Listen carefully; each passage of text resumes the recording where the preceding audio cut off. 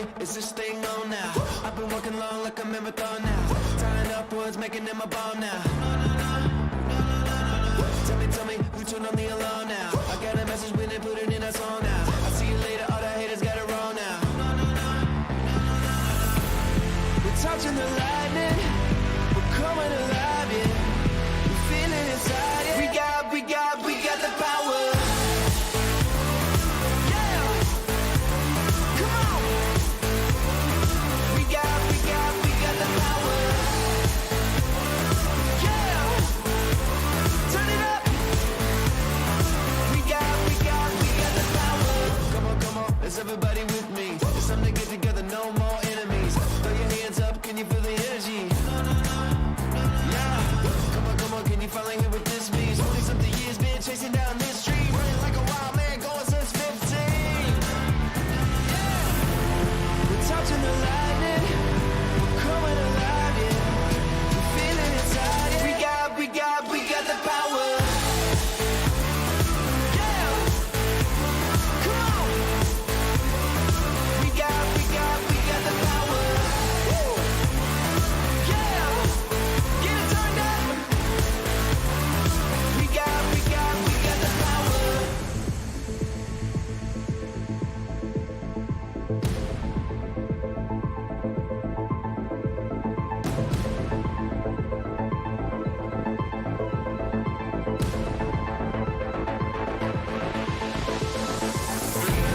We're touching the lightning, we're coming alive, yeah.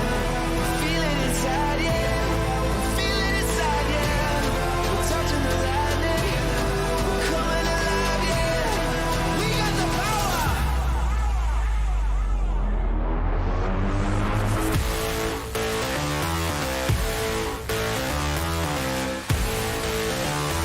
We got the power.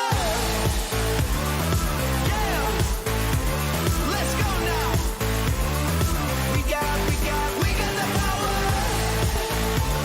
Let's go. We got the power.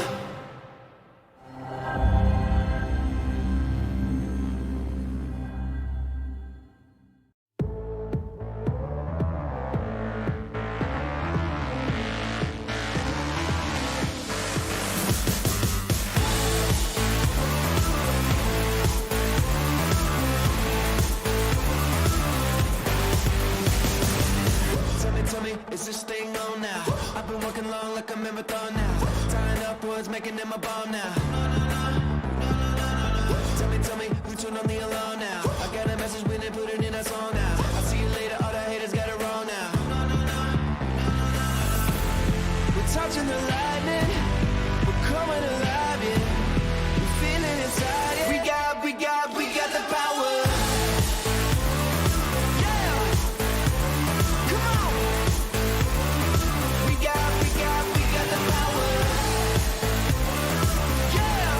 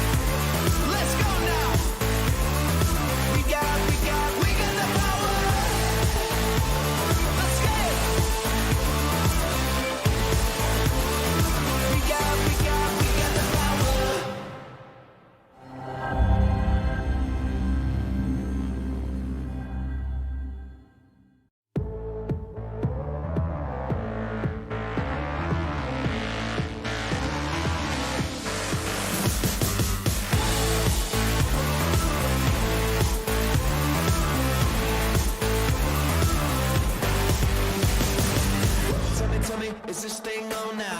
I've been working long like a marathon now. Tying up words, making them a bomb now. Tell me, who turned on the alarm now? I got a message when they put it in a song now. I'll see you later, all the haters got it wrong now. We're touching the lightning, we're coming alive, yeah. We're feeling inside, yeah. We got the power. Yeah, come on. We got the power. Yeah, turn it up.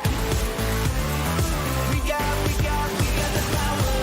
Come on, is everybody with me? It's time to get together, no more enemies. Throw your hands up, can you feel the energy? Yeah, come on, can you finally hear what this means? 40-something years been chasing down this street, running like a wild man, going since 15. Yeah, we're touching the lightning, we're coming alive, yeah.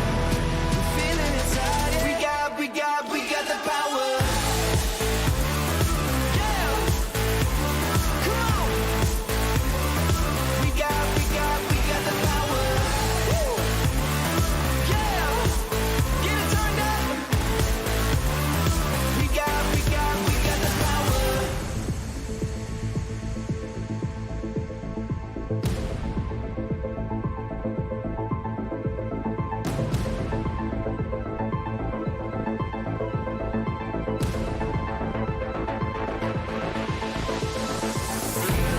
We're touching the lightning, we're coming alive, yeah. We're feeling inside, yeah. We're feeling inside, yeah. We're touching the lightning, we're coming alive, yeah. We got the power.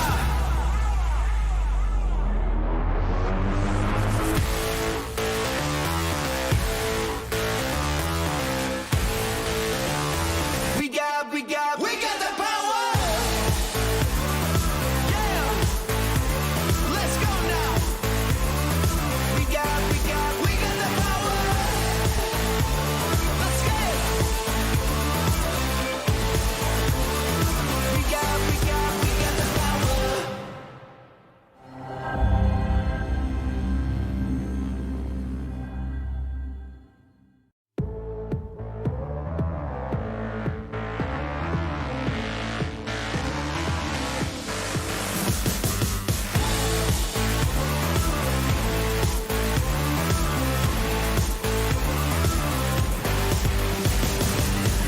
Tell me, is this thing on now? I've been working long like a marathon now. Tying up words, making them a bomb now. Tell me, who turned on the alarm now? I got a message when they put it in a song now. I'll see you later, all the haters got it wrong now. We're touching the lightning, we're coming alive, yeah. We're feeling inside, yeah.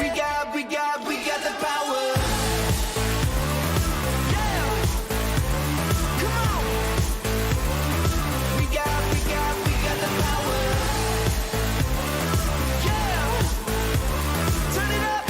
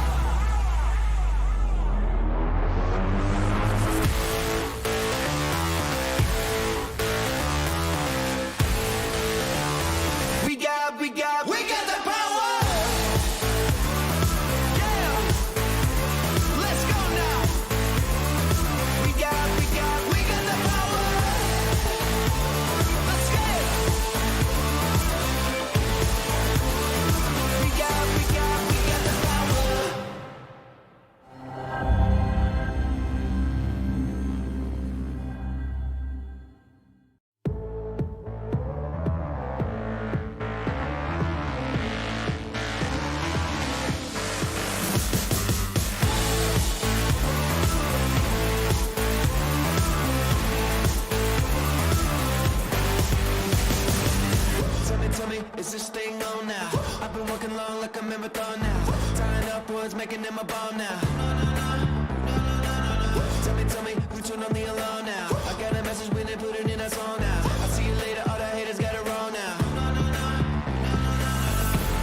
We're touching the lightning, we're coming alive, yeah. We're feeling inside, yeah. We got the power. Yeah, come on. We got the power. Yeah, turn it up. We got the power. Come on, is everybody with me? It's time to get together, no more enemies. Throw your hands up, can you feel the energy? Yeah, come on, can you finally hear what this means? 20-something years been chasing down this street, running like a wild man, going since 15. Yeah, we're touching the lightning, we're coming alive, yeah. We're feeling inside, yeah. We got the power. Yeah, come on. We got the power. Woo. Yeah, get it turned up. We got the power.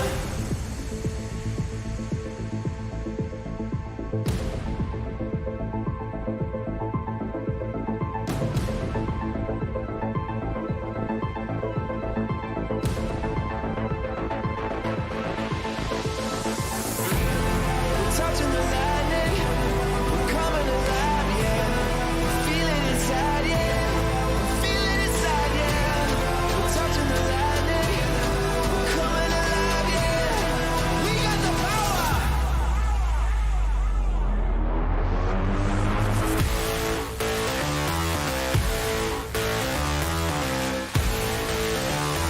We got the power. Yeah, let's go now. We got the power. Let's get it. We got the power.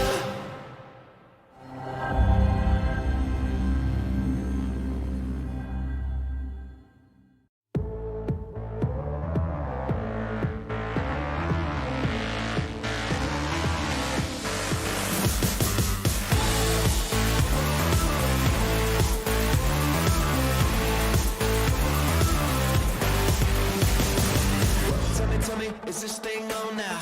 I've been working long like a marathon now. Tying up words, making them a bomb now. Tell me, who turned on the alarm now? I got a message when they put it in a song now. I'll see you later, all the haters got it wrong now. We're touching the lightning, we're coming alive, yeah. We're feeling inside, yeah. We got the power. Yeah, come on. We got the power. Yeah,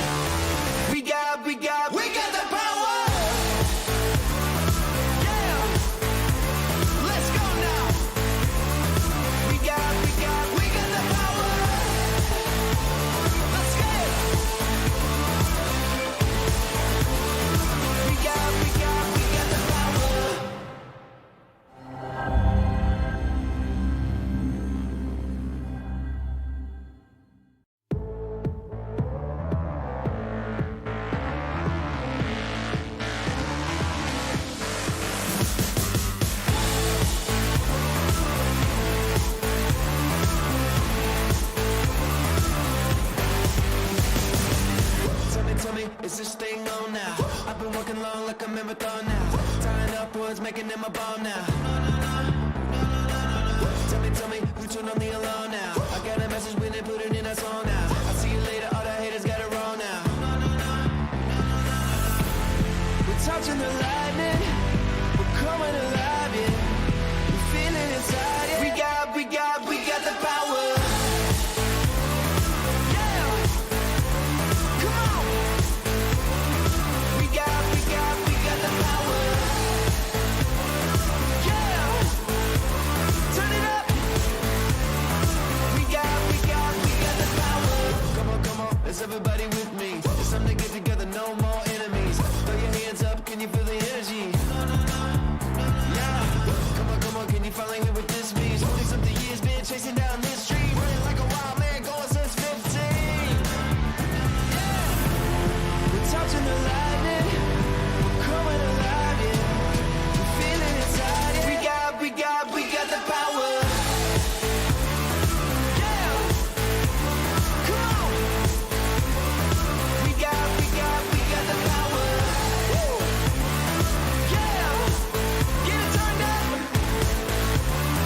We got the power.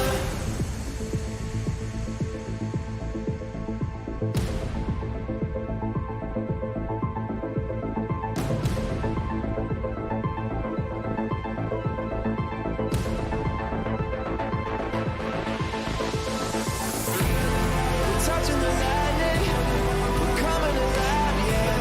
We're feeling inside, yeah. We're feeling inside, yeah. We're touching the lightning, we're coming alive, yeah. We got the power.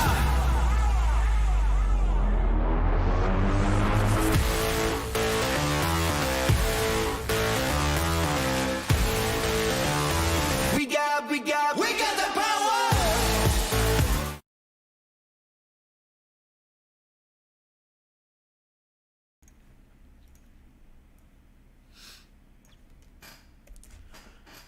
Hey everybody, welcome back. We're on the final day of training today, so congratulations, I guess, to getting through this far. Today we're going to be looking at Intro to VFX in this afternoon session, and then later on today we'll be doing technical art. Now, this is an interesting topic, and I've added a couple of things that weren't in the previous sessions because some topics have come up, and I'll be honest with you, as the conversations have persisted over the last week, I've gotten a lot better at realizing that I needed to focus more on ambient effects in a way, looking at things like fog and looking at things like dust and that kind of jazz, rather than cool looking particle effects. So I'm going to still have some cool looking particle effects, don't stress, but I wanted to make sure that we're also kind of touching some of that environmental beat that we should have for certain things. So I've got a couple of additions in this compared to the last sessions. So hopefully that's useful to folks. Now, for anyone that is here that has missed the last 47 and a half sessions that we've hosted, my name's Chris Murphy. I handle evangelism for Unreal Engine in Australia, New Zealand, and Southeast Asia, which is an elaborate way of saying that I help developers across the region. My job pre-pandemic was kind of flying around and working with different teams in games and film and all sorts of stuff. And right now it's delivering webinars to you fine people. Now, aside from myself, I have Tony Reed and Alex Stevens on the line as well. Tony is the territory manager, and this whole project is his brainchild. And then we have Alex Stevens, who is another evangelist. However, he has more of an engineering background. So while I'm how to use the tools, Alex will give you a much more in-depth answer as to how some of these tools work under the hood, or potentially how to work on certain technical challenges that you may be facing that are a little out of my domain. So I make things go boom visually, and Alex makes things go boom programmatically. So hopefully we can kind of work through what's there. If you have any questions, all three of us are both on a call in background. At the same time, though, we're also chilling out in the YouTube chat. So if you ask any questions, Alex is currently on the Unreal Engine account, and Tony is there as well, you'll see him pop up as Anthony Reed. So if you have any questions, feel free to ask them there. But as well as that, we are going to do a more generalized Q&A at the end of this session.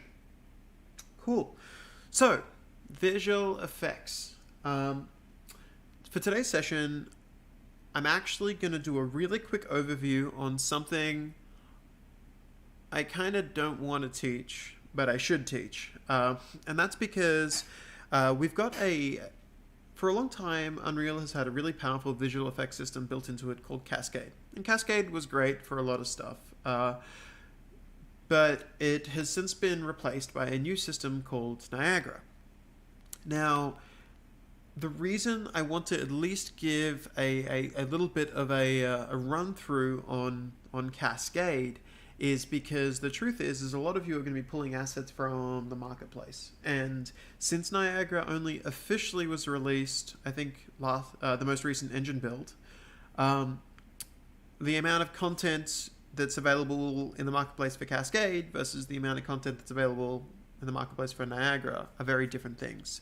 And what that means is if you're kind of like filling up visual effects holes that you may have from marketplace assets, I think it's a good idea that I at least give you an overview of what those systems are, what you can do, and most importantly, like just how to not get too confused when you open them up. However, after I've done a little bit of a whistle-stop tour through some of the general Cascade systems that are in Engine and how they function, I'm then going to be building cool stuff in Niagara. So, like I said, it's going to be like a bit of an overview on the old system and then a deep dive on the new system. This means that, yeah, if you happen to have to do anything with the old system, you're not going to be completely out of your element. You'll have a rough idea of how things are being put together, I hope. And you can make whatever tweaks are necessary to those systems. So, let's do this. Unreal. Okay, so what I've actually got open here is the content examples. Now, the content examples project is a free project available in the Learn tab, and we have a level called Effects. Now, Effects is a little bit of a misnomer in that it's specifically Cascade effects. We have another level called Niagara, which is Niagara effects. So if you open this one up, you may look at it and then be like, well, I guess this is the kind of effects that Unreal Engine does. But it's kind of the effects that we did do, and now we can do this and more. So there's a lot of stuff in here, and if you wanted to get an idea of like how some of these things go together, I'm just going to step through some of the core modules that are in these things, and then I'm going to move over to the Niagara environment and go from there. So as I said, this is the old system. This is Cascade, and this is not the newer system, Niagara. Okay. So how a Cascade system works is this. I'm just going to take a quick preview of one of them. Now this is the Cascade editor. You can see here that we have two streams of particles going on. I'm going to turn this one off just so we can just focus on one at a time. And if we were to look at this, we can see that we have this stream is basically just applying information. If you say initial size, it's getting this size and it's setting the starting size. If you say initial color, it's setting that starting color. It's adding acceleration, and it's projecting the initial velocity as a cone. So basically all of these particles are imparted an initial velocity, they shoot upwards, and then we have a constant acceleration downwards, which is creating this effect that we can see here. As well as this, they're all being provided an initial location, which is telling all of these particles to start in a distribution that is, a constant value of 0, 200, 0.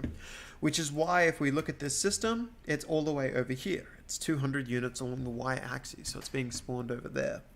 Now, you'll notice that we have two systems in here. We have the left and the right, and that's because we have the CPU particles, and then we have the GPU particles. So both of these are kind of running side by side right now, and this has the exact same set of instructions. The only difference is they've added a module up top called GPU sprites, which means that the calculations are being done on the GPU instead of the CPU.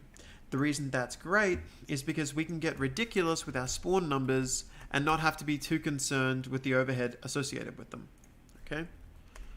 So there are some things, however, that GPUs just don't have access to. So sometimes CPU is better, sometimes GPU is better. Like for instance, a GPU can't create lights, but a CPU can.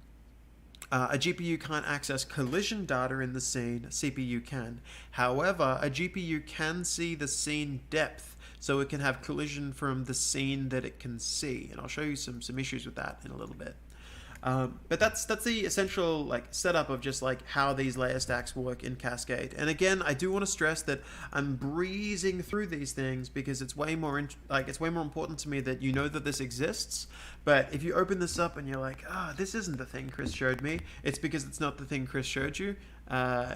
I'm going to be going into Niagara in depth. I just want you to be aware of the kinds of things that exist.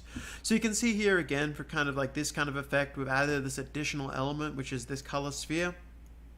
And because of that, there's an additional node that's being used here, which is providing that certain layer of collision. And that's this node here that says collision plus. So this collision is a GPU particle that is being applied from the scene depth. Okay, so it actually literally just looks at the depth of the current image, and it goes, hey, this particle was going to be beneath that, and then bounces it accordingly. Now what that means is that any particles that have scene depth applied, I want you to watch what happens. They're bouncing. They're not bouncing. Bouncing, not bouncing. Now, the reason for that is we can't see the thing they're colliding against. And because we can't see the thing that they're colliding against, those particles just pass right on through. The second we can see the surface, it's doing it. So this is where GPU particles are both amazing, but they do have their holes, right? So if I was using the GPU to create thousands of drops of rain, and I was inside at the time, and I was relying on scene depth based collision, what would happen is the second I couldn't see the roof, the rain would come through, which conceptually is something for Schrodinger, I guess. The roof both exists and doesn't exist until you look at it. So as you can see, there are some drawbacks to those systems, but you can also get some really great effects from them. Now, again, we're using, in this case, this system has actually got two particles systems involved in it. We have a lead sphere, which is this, and then it's actually sending its location data to this effect, which is telling it where to spawn these trails that we can see. So that's being done through this emitter initial location node. And we have a different way of approaching this problem in in Niagara that I'd like to show you a little bit down the track. As far as everything else, I don't really need to touch on these too much. This is all just variants of really what you've seen so far, with a couple of extra things, like little bits and pieces. It's worth noting you can have particle emission in Cascade only from bones. However, in Niagara, you can do it from the mesh particles themselves. So this means we can have a character on fire where the flame's coming out of them. If I get time today, I'm going to do my best to dissolve a character so that you can see something way cooler than this. You'll look back on these days and laugh. So, we've got other things going on here with like particles shadow casting. We're going to go over to here and we can see local vector fields are being used as kind of like a 3D image for a 3D image that essentially rotates around and creates this kind of like a magic-y looking noise. Another thing of note is this black body node. This is really cool. While every other particle system in this room is setting the color of the particles themselves, there's a really cool concept that we have called black bodies. Now, what a black body is if I open the material and we take a quick squiz at that thing, we can actually see that we're rolling black body as a node. And it's not having its color set, but rather it's having its temperature set. And that's because black body mimics black body radiation. And what black body radiation gives us is a color fall off based on how hot the particle is, which means that the color of this flame that's occurring here is actually being set by having a dynamic parameter that is telling it just how hot it is at that time. And based on the heat of it, it's then giving you the correct color associated with that. So you actually can have a pretty realistic, scientifically grounded color curve using blackbody radiation, which sounds excessive, but it also actually keeps things consistent, right? Because if I know that my effects are all following realistic, curves, then theoretically all my fires and explosions, as long as I have the correct temperature set, in Kelvin, by the way, just to potentially confuse some of you, I know they're going to stay consistent with one another, which is great.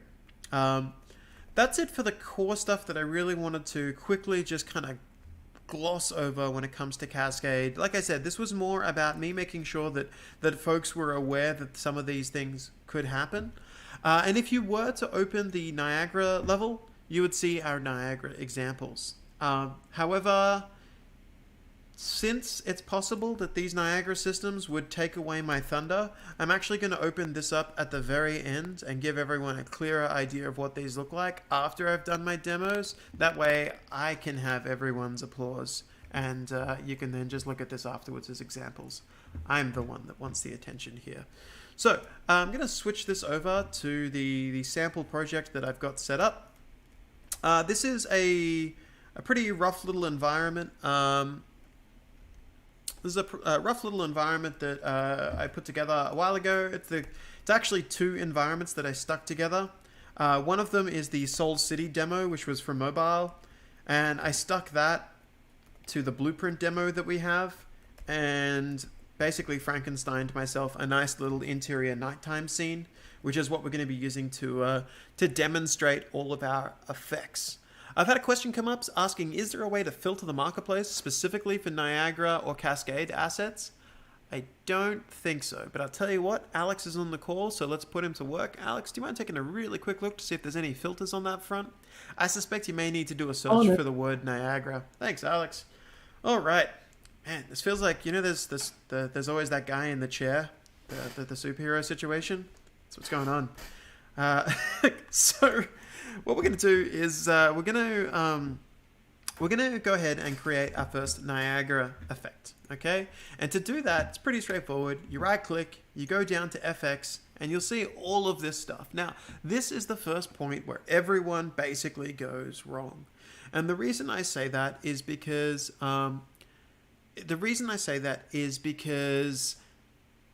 these effects, like this system here immediately has Niagara dynamic input scripts. It's got Niagara effect types, Niagara emitters, Niagara function scripts, Niagara modules, Niagara parameter collections. Like that's a lot of use of the word Niagara without a whole lot of context. So my suggestion is when you're learning the system, only go down to this bottom one for the time being. Okay. Start with this, and once you're starting to get a feel for things, we'll move into the rest of this jazz. But for the time being, let's just stick with the Niagara system, okay? Because this is going to keep everything way cleaner. Now, a cool aspect is that whenever you go to create a system, it actually says, do you want to build it from a template that we've already got, or do you want to potentially build it from some emitters that already exist? Which is great because, when your project's being built up, you can add templates to your library and you can do all sorts of weird and wonderful stuff. However, one thing I would, like to point out is, again, when you're learning, I actually often like to use just this empty slate here, but there's nothing wrong with examining some of these to just get a feel for how they're created. And I'm going to start with something really basic. I'm going to start with an empty emitter. I'm just going to add that.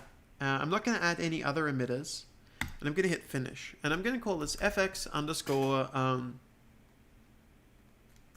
particle demo. Let's not pretend this isn't anything that it is. All right. So we've created this, and you can see here Niagara. Now Niagara, there's a lot going on in this field right here, but this section here is essentially what you were seeing before with Cascade. Except it's broken up a little differently. While Cascade before had just nodes that said initial, we have really explicit blocks that do things in the initial steps. So I can see that in particle spawn, any instructions that are under particle spawn will happen when the particle is first created. However, any instructions under particle update will happen every tick and every time that this particle itself is updated. And down the bottom here, we have a sprite renderer, so I can see that it's going to render me a little circle. So the very first thing I need to do is I need to have some particles, because right now I have 0, so we're a bit lonely. So let's go ahead and add them in, and I'm just going to type in the word spawn. And I'm going to tell that every time the emitter updates to try and spawn some. So I'm going to set a spawn rate. Now let's go ahead and spawn 100. Now this got a bit strange. We're meant to be spawning a dot of we're meant to be spawning a bunch of particles, but all I can see is this like hyper bright dot. And the reason I can see this hyper bright dot is because every single particle is spawning. I can see this with a particle count, but right now they're all spawning in the exact same location, which is good for no one. So what we're going to be doing is we're going to be telling these particles to actually spawn within a sphere. And what I mean by that is if I go to my particle spawn, I can say, hey, for your very first instruction, I want you to have a location that is randomly within a sphere. And you can see now that these particles have spawned randomly within a sphere radius of 100. Okay? And I can change this as I see fit. I could move the sphere, or I could tell it that I don't want them to be in the bottom hemisphere of the sphere. So I can see now that they're all spawning in just the top hemisphere. So, and you can set this up as well, so you can have random distribution or direct distribution. Direct distribution allows you to specify where. So as I said, at the moment I just kind of want these created here. I just want kind of just like a big old range of these particles. But what I want to do is, let's say we want these to do something a little bit cooler than what we see right now. I'm going to make a little bit smaller ball, so 25 centimeter radius. And I want these particles to have some force applied. Now, if I was to type in the word force, I can actually just add any of these forces. For instance, if I wanted to, I could add gravity. Now, you'll see that when I added gravity, it gave me an error. The reason it gave me an error is because this adds gravity, but when it adds the concept of a force of gravity, it actually needs one node at the end. It has a dependency that says, I need something that adds up all the forces and sets my location correctly. And what that means is that it needs this node, this solve forces and velocity node, to come after it. And I know that sounds like, oh, how am I going to remember to specifically have that thing every time? But a great thing is there's literally a button that says fix issue, and it will move it into the correct spot. And we can now see that these particles have gravity being applied. Now, a cool thing is we could do other things too. For instance, we could add a vortex force. Once again, I need the solve forces to be afterwards. And we can see that when we have a vortex force, these particles are being whisked around outside. So let's look at what that actually looks like in the scene.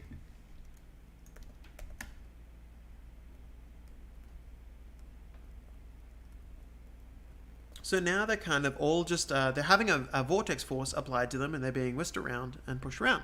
And that's kind of cool. We can see where that is. And it's, we can do some other cool stuff here as well. For instance, every single one of these particles that's whisking around, as it does it, we don't just have to render a particle at that position. We could do some other cool stuff too. But first off, let's look at how some of the cooler parts of Niagara work. Okay. So I'm going to begin with this. We can see here that we have a problem. See, these particles are just blinking out of existence. Well, how do we fix that? Cool thing you can do is in the update, I can say I want to scale the color. And if I scale the color, I can actually tell these particles to scale their alpha based on their life. So I could actually make the current alpha value of the particle not just a hard-coded number like 1 or 50 or 0, which turns them off, but instead I could actually set it to a curve. And you can now see that they spawn, but towards the end of their life, they start to fade out. And because this is coming from a curve, I could control this however I see fit. I could have them actually pretty good until the very end, and then they start to fade at this point in their life. And by right-clicking and selecting an interpolation, or just pressing 2, 3, or 4, or whatever you need, you can actually set them to have an interpolation that's controlled from a curve as well. Okay. So now they're going to stay reasonably fully featured until the end, and then they're going to fade out. If we come back to here, they're no longer just blinking out of existence, and it feels a little bit nicer. But we could do other stuff too as well. For instance, in this situation we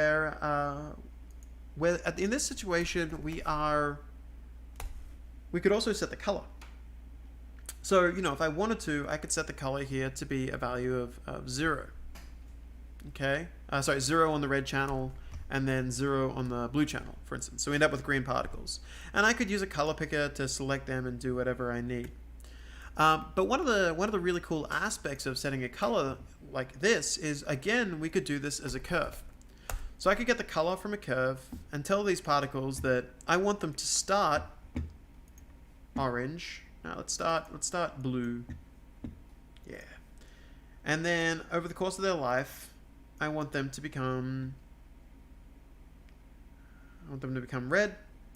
I want this to happen earlier since these particles kind of start to die at a certain point. So let's kind of do this here. So I can now see that we're able to kind of like change those particles and have them kind of whisk around like this. Okay? And all right, that's kind of interesting. But what I would like to really focus on is that Niagara is just treating this data as data. And what I mean by that is, just for 1 second, I'm gonna give these, they all have a lifetime of 5, right? But if we gave them a lifetime of between 2 and so I'm gonna set a random.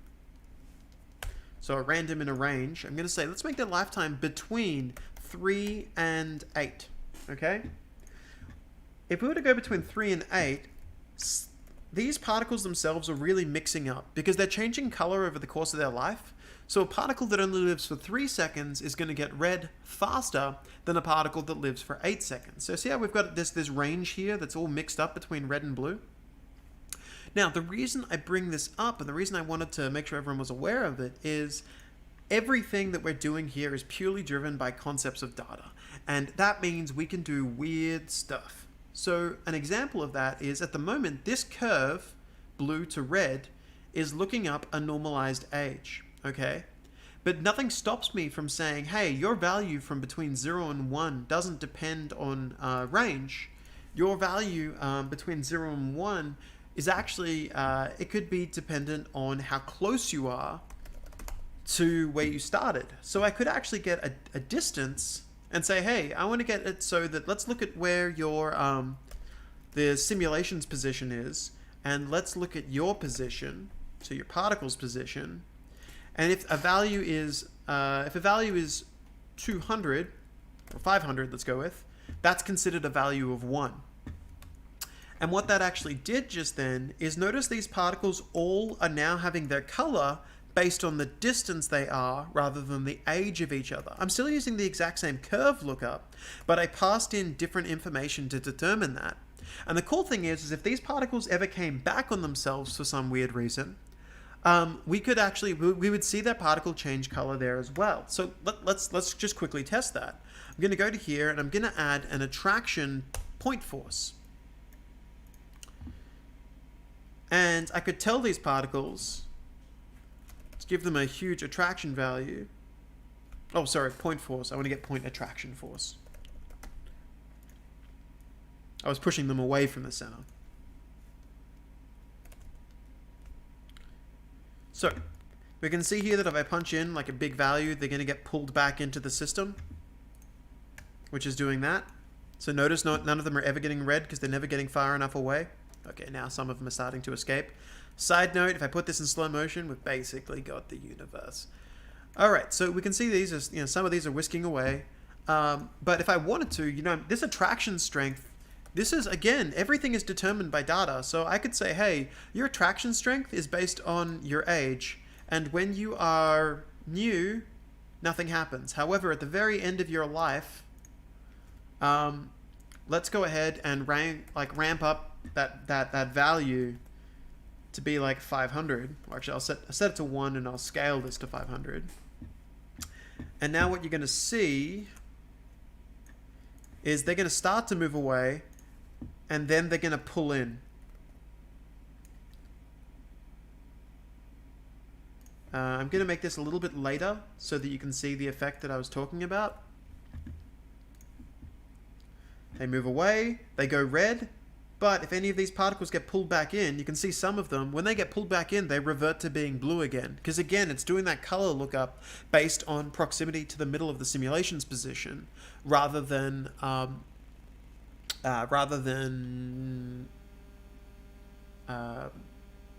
the age, right? So again, like we can just bind information to other information and kind of just do all sorts of weird and wonderful stuff. And that's where this whole thing gets pretty crazy. Again, I have an attraction radius here of 100. I'm going to crank that up so this actually works proper. They move out, they get old, they move back in. It's a metaphor for something. So you can see here that they're whisking away from the edges of wherever they are to get pulled back into the center here. Okay, and as they do get whisked back in, I'm going to put this in slow motion so we can see it. Slow motion this way, sorry. So they're moving, and as they hit the edges, we can see that as this particle gets old, it's going from red back to blue. Okay, so we can see like the general setup for something like this, and we could start to have fun with this. But the next thing I would like to do is, let's do something a little bit more interesting. I'm gonna set the. I'm gonna do something a little bit more interesting, and that is, for the time being, we're gonna keep spawning this particle system, but I'm gonna show you what happens if we add renderers to it. So at the moment, we're spawning a sprite renderer, and it actually gets all of its information about how it does its thing by just literally binding itself to variables. So you could do some weird stuff, like you could bind your own unique color variable that you've created and color systems that are running in here as well. But we could also add another renderer type. Like you could render meshes at every one of these locations. Like if I was to get this and say, hey, I want to get, I don't know, a cube or something. This is a bad idea, but let's do it. We're now spawning cubes at each of these locations instead, which is actually surprisingly creepy. But so we've got something like this, or alternatively, instead of having the cubes being rendered there, we could actually spawn lights at each of these locations. So if we were to spawn a light at each of these locations, we can go and we can set these up. So I set this to have a light, and I can see, if I was to go into the world, we're not going to see that light too well yet. If I bring these really close to the ground, we may see the start of it. The meshes themselves are going to be spawned from the pivot point of the mesh. You can then offset them in post though really easily. So what I was going to say was, we can start to set up some of these things. We can set up the light exponent. We can choose various things like, how do we want this to light the scene? If I wanted to go the really quick way here, I could say, let's turn off the inverse square fall off. And now each of these is actually spawning an actual light in the scene.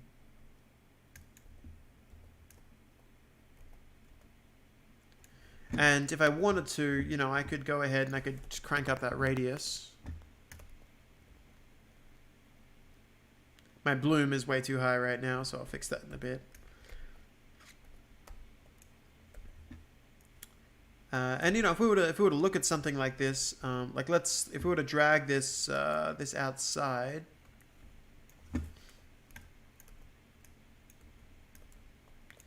and pull it down so it's near some actual geometry, we can see something like this is kind of doing its thing. Those lights are actually lighting the environment, and we're controlling the radius of whatever we need, right? So again, like that kind of structure is pretty cool. The fact that you can just kind of throw those renderers onto things and do what you want. And if I wanted to get something like this, I'm gonna shelve this effect for a second, and just, oh, sorry about that. My bad. All right, so I'm going to shelve this effect for just a bit. Let's put this over here, and I'm going to make a variant of this that exists on the GPU instead of existing on the CPU. Okay, so we've got that effect, and you know that's kind of cool. But what happens if we made a GPU version of this effect? So I'm going to duplicate this and just going to call this GPU, just so we've got an older version still around. Now here's where the GPU side of things comes in. That's quite cool. I'm going to get rid of the light renderer since they're not supported by GPUs. But if I was to go to my emitter property and tell it you are a GPU sim, okay, I'm going to tell it it's a GPU sim. For all intents and purposes, this should look the same right now, okay? The difference is, with what we just created, the difference is that now what I'm able to do, which is noteworthy, is I'm able to, and I'm just going to ignore this warning, I'm going to come back to it in a bit. Now what I'm able to do is when I say spawn rate, if I wanted to add a couple of zeros to that spawn rate, I can pretty comfortably do just that. Like right now, this is spawning, there's like 40, 50,000 particles that are just kind of doing their thing. You know, and if we wanted this to be a bit more interesting, again, like nothing, if I wanted to get these particles and shrink them down, so their initial size, they're 5 centimeters right now. Let's do like really tightly, there we go. Get a bit more of that magic kind of look going on. And again, like because of how this system works, because GPU particles are just ridiculously cheap, you know, I mean, let's multiply that number by 5.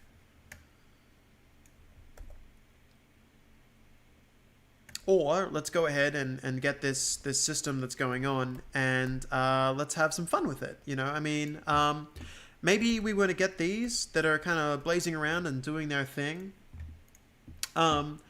Maybe I'm actually going to set their color to be determined by age again, just because of, I think that mix of colors in the middle is going to look a little bit nicer. But, you know, I mean, if I wanted to get these particles and give them an attraction point again, I'm going to set the attraction point. Nothing stops me from, at the moment it's attracting itself to the simulated position. But if I wanted to just get the position and then add like 500 to it, I'm going to increase the attraction radius while I'm at it.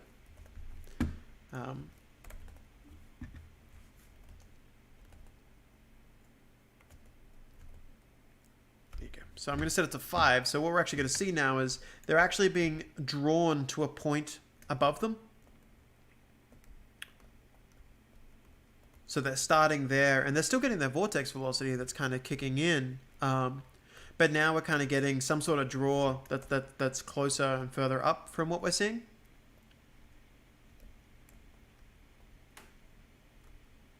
Which, you know, and the fun part here as well is like, let's say for some strange reason I needed one of these over here and I need one of these over here that was going to be a, actually looks really pretty. I wanted to have something that looks different color for some reason, right? At the moment I'm scaling the color this way, but I could be dialing in this color in a different way. For instance,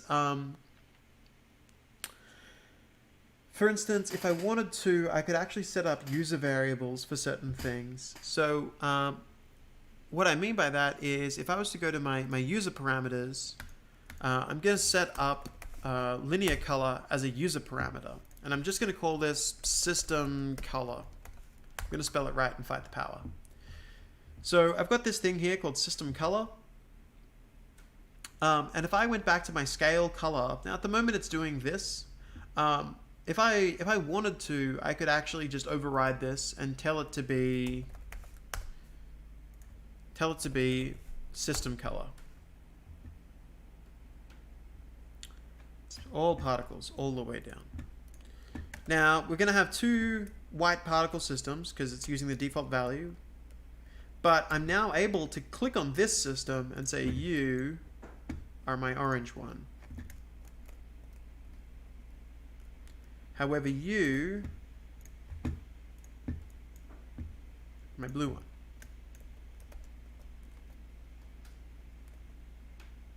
Okay, so like we can have fun with this, and I could set up other values, so I could have primary and secondary color and lerp between those instead of just having the curve that I had before. I could set up those values for those points on the curve. It's up to me how I want to kind of handle that problem.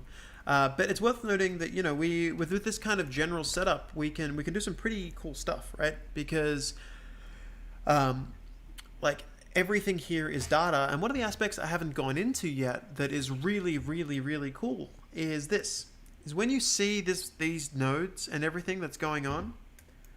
If I wanted to, I can actually double click on any of these nodes and see what's happening. For instance, if I double clicked on point attraction force, I can now see that this is actually a series of nodes that's getting the existing position, and it's finding a position offset, and it's applying some force towards it, and those are then being pushed up to the particle system. So you don't actually have to write any code for these things. These things are actually being worked out through node graphs, and you can duplicate those node graphs and create your own for all sorts of weird and wonderful stuff. So like I said, like looking at these systems I think is really, really cool, because like it's super artist driven, and like the whole concept of force only exists because one of these nodes chose to add a variable called dot force. And these other nodes look for something called dot force, and then they work on it too. But nothing would stop you from having a particle value that was called heat, and then running your own node systems that were being controlled by how hot the particle currently was, which was its own stack of modifiers. You can create systems inside of these things that drive other systems, that drive other systems, that drive other systems. And I personally, like, I mean, you can end up with that turtle situation, but I think that's a really exciting prospect. We can have really, really driven things. Now, someone said, are the parameters controllable by blueprint? 100% yes. So you can, they're controllable by blueprint, but they're not, you can't build, can you have blueprint build Niagara functions? You can't have blueprint build the functions, but you can have it interact with them. So this user parameter and any other user parameters that I choose to add, which can be all sorts of weird and wonderful things. I actually didn't. Okay, so I could have done this instead of system color. I could have had this as a color curve straight out of the gate as a variable. So you can set these things up as input variables, and you can have Blueprint change them on the fly, or you can change them in the world. It's up to you how you want to approach that problem. Okay, so we can see here that we've got, all right, something kind of interesting, but I do want to address a problem that GPU particles face.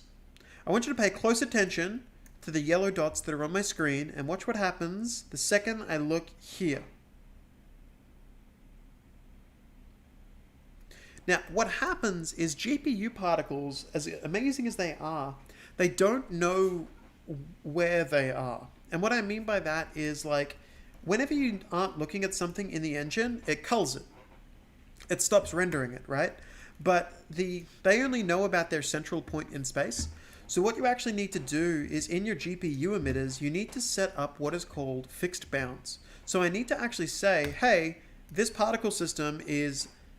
Just assume that if you can see this box of -500, -500, -500 through to 500, 500, 500, assume that means you can see the whole system itself. And now this is doing its thing, but it's no longer culling awkwardly because there's an invisible box around it of that size that I just set, that if we can see that box, it thinks we can see the rest of the system. Okay? So, all right, useful initial setup.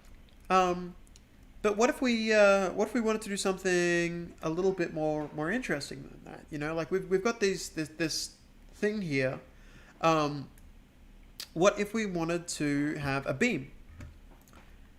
So the cool thing is we can handle beams pretty easily. I can right click and I can just add a new emitter.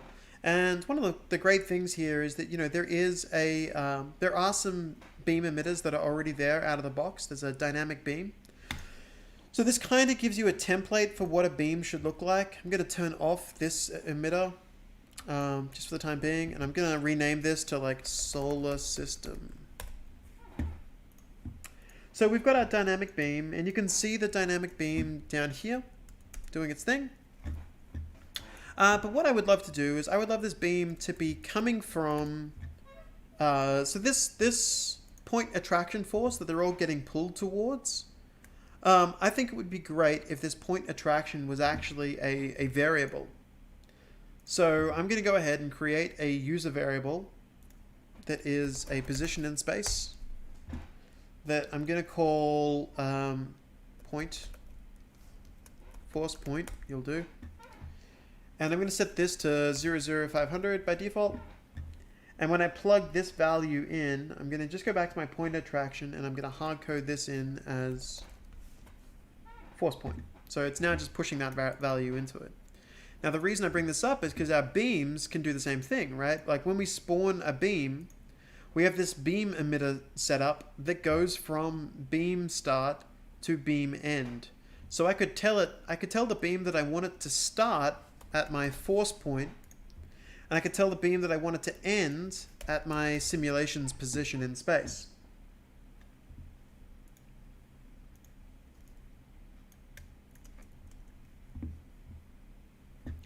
Yes, good.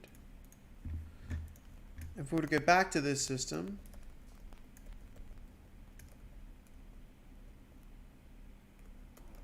oh, my mistake. I need to, sorry. I set the beam end as simulation position, which is world position. So I actually need to set the beam end to be, the beam start needs to be the simulation position plus the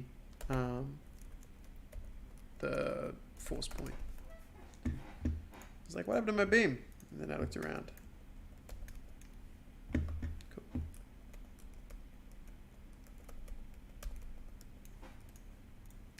Give me one moment to figure out where you are. Absolute beam ends. Ah, yeah, okay. Absolute position through to absolute position. Great, that's working. So I can see that that's creating that beam. And if I turn this back on, we can see that this is the point that they're now being attracted to. So we've created this beam that is going between those two positions, okay? But what if we wanted to do something kind of cool with this beam? You know, like this beam is kind of doing something a bit strange at the moment. It's kind of fading from here to here. By the way, a little gotcha that occurs, just to be aware of it, is that the default ribbon renderer material, this one, it actually has a fade built into it. Like if I was to preview what this looked like, it actually fades from white to black by default, which likely isn't what you want. Like you probably want this to be a pure color and you handle the fade yourself. So I'm actually going to create I'm going to copy this out, like the default one, and I'm just going to copy it, and I'm going to call this beam material. And all I'm going to do inside of this material is just hard code the alpha to it, just so we're not taking into account any of this stuff down here. Otherwise, it can end up a bit confusing. You'll be like, why is my beam fading out into like no existence? And it's because it's built into the material. In fact, I had a chat internally about fixing that. It's just not fixed in the live build. All right, so we can now see that we've got a beam, right? And there's actually some cool stuff that's already going on with this beam. For instance, notice that the beam kind of gets weirdly fat, like at one point. That's because there is a node here called beam width, and the entire structure of the beam can be determined by a curve structure. I'm gonna make this really obvious. You know, and if I wanted to, I can actually get any of these points, and I could say, hey, let's get you, and let's get you. So we can actually kind of change these values, right? Because the entire beam width is being driven from this. And what it's actually looking up is a value called ribbon link order. Because a beam is literally just a string of particles where every beam point knows what the next point is. And they're given like a value between 0 and 1 of how far along the ribbon they are. So if the point that is halfway through is going to be 0.5, the point that is at the start is going to be a value of 0, and the beam point that is at the very end is going to have a value of 1. So all right, we can see that that's a thing, but let's follow this through to its natural conclusion, right? If I was to get something like this, I can have a beam that collapses towards the very end, which is nice. Kind of gets thinner, and then it also kind of collapses. So we've got this razor sharp little beam. But we could also do some other stuff to it. Since we know we can change these things based on their position, what about if in the particle update we told it to rotate around a point? So what I mean by that is we've got these beams doing this, but what if we told them to have a rotation rate of 1 and a radius of 50? The rotation's center is their current position in space. And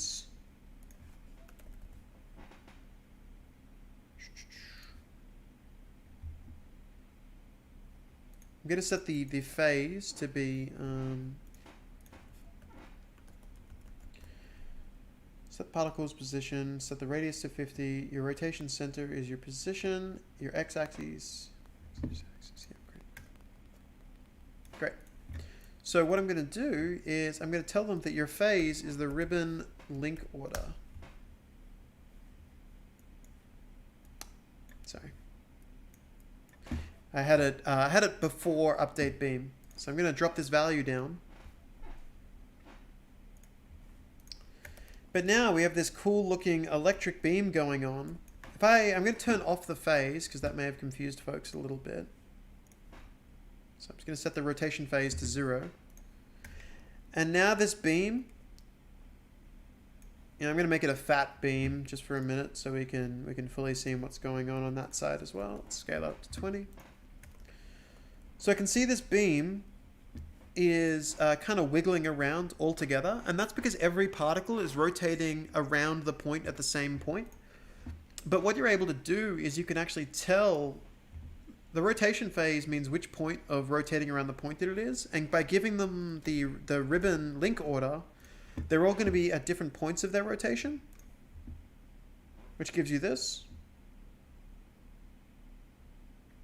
Now, one of the fun aspects of that is that when we get this, we could tell the, instead of saying the ribbon link order, we could multiply the ribbon link order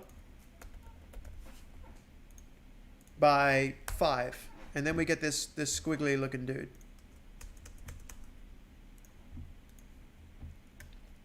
Because where the phase is increasing between them all,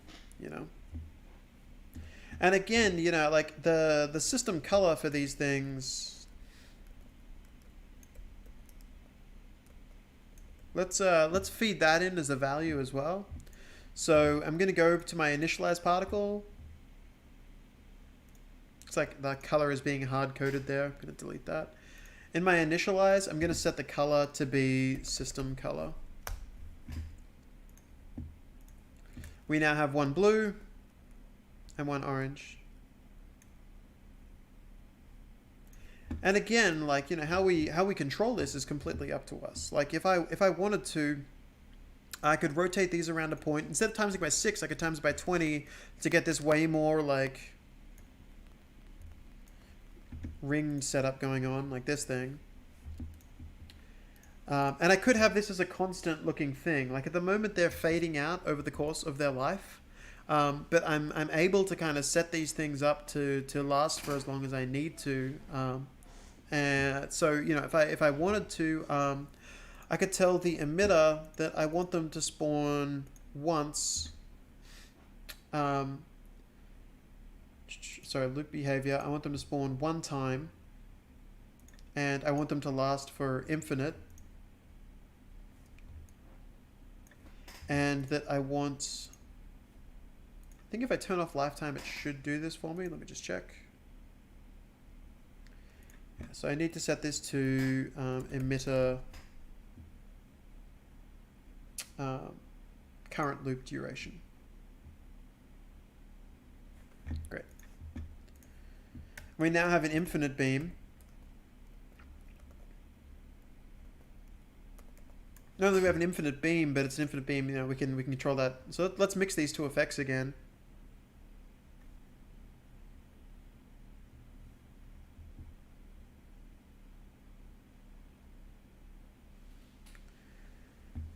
So when we mix them, we end up with this kind of thing coming out of it. And of course, you know, realistically, we want this beam to maybe be fatter towards one end. So that it's... Oh, not that end. That was the wrong end. I regret everything. Let's have it towards this end. It's...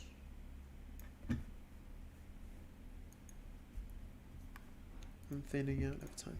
I'm just kind of making something random right now, but I just wanted you to be aware of like how some of those systems kind of work together. Okay, weird one. And you know, I mean, like, again, nothing stops me from like I could duplicate this current emitter. So I'll just copy and paste it. And this time around, I could get this second beam to be rotating around the point, but instead of ribbon link order, I'm going to go ribbon, I think this will work, ribbon link order plus 0.5, which should create a second beam out of phase.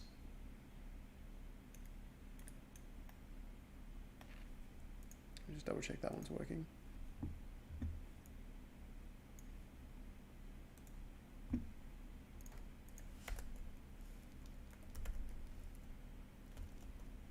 Interestingly, I'm not seeing it.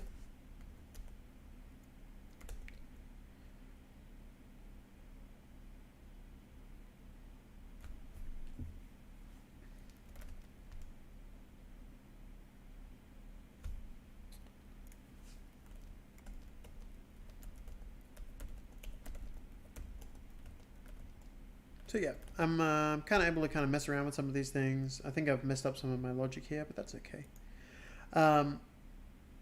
I may have had to have added that to the end, but that's fine. So, like I said, I can kind of tweak some of these things. I can do what I want. In this case, you know, I could have one of them that has a radius of only 1, and I don't want to times it by 20. I want to just have a way lower thing. So we end up with this kind of like inner beam looking section. And I could make this inner beam to be some sort of system that's, I don't know.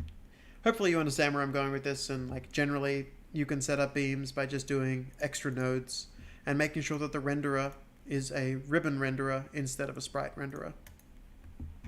Okay, so that's the second weird thing for us to create. I'm gonna delete that and just keep one of them around. The next one, I'm just gonna put you over there as well. By the way, these particles right now are all in world space. So that's why when I drag them around, they're staying in their position and then getting attracted. You can set emitters to be local space. And if I was to turn this on, as I dragged it around, they wouldn't be getting left where they were, which sometimes is desirable.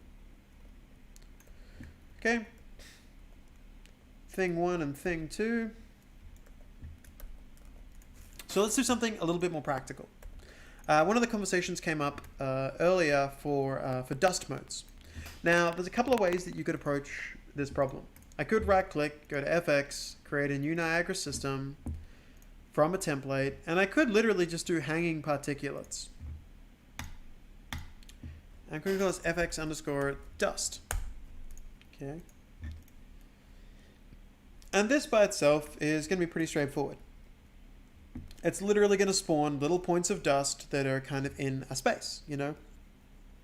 And they've just got really slow movement being applied to them.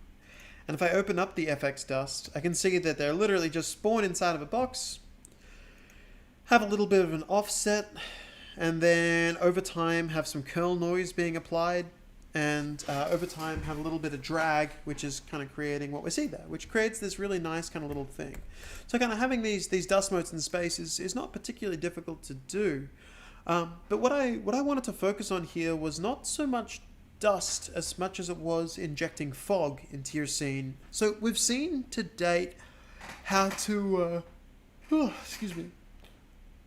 We've seen to date how to do fog by just dropping in a volumetric fog actor. But one of the cool things that a lot of folks are unaware of is we could do fog actually with particles. So in hindsight, I shouldn't have called that dust. Oh, I'll just duplicate it. I'm going to call this one FX_fog. Okay. I want to create a basic fog system. And the cool thing is to do it, it's not as complicated as it may sound like it is. And what I mean by that is I can go ahead and I can create a material that is going to be called M_fog, M_volumetric fog particles. Particle. Yeah, singular. And if I was to create a new material, I can actually just set up some base properties, because fog in Unreal, I would be getting what we've got here, but I would be doing something with a huge size. So let's just say somewhere between like 200 and 220. And I know that looks ugly right now, but that's okay. And we're going to turn these into the things that render our fog. And to do that means that you need to say they don't represent a surface, they represent a volume. And whenever you tell them to represent a volume, I'm going to tell this to be, the color of it is its particle color. And I'm going to tell it that the, so extinction is kind of like the alpha of a volume. By the way, again, I'm just going to stress that anyone can ask questions inside of the YouTube chat. You're more than welcome. You know, we really welcome this this kind of outlook. Now, I could just plug this in, which would give me a dedicated alpha, but it's not really what I want. I kind of want these to be like spherical-looking fog volumes that are then getting scaled by this. And to make a sphere is actually pretty cool. All you need to do is create a sphere mask and tell it that it's a sphere that is based around your particle's current position, that is looking at the particle's current world position, like the pixel position and then the particle position, with a radius of your particle radius. Because again, like Epic build all of these systems. They're not like some weird third-party plugins. So a lot of these systems just immediately connect together. And I'm going to set this to be additive. Okay, so this wasn't too many nodes. I'll leave it on screen just so that when some of you are scrubbing back through here, you'll see it. And check this out. If I save this,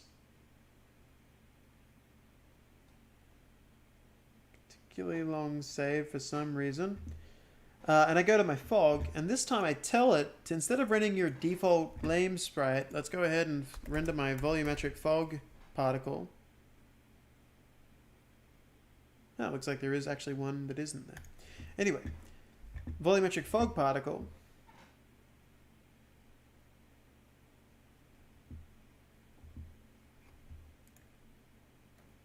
Give it just a second to compile.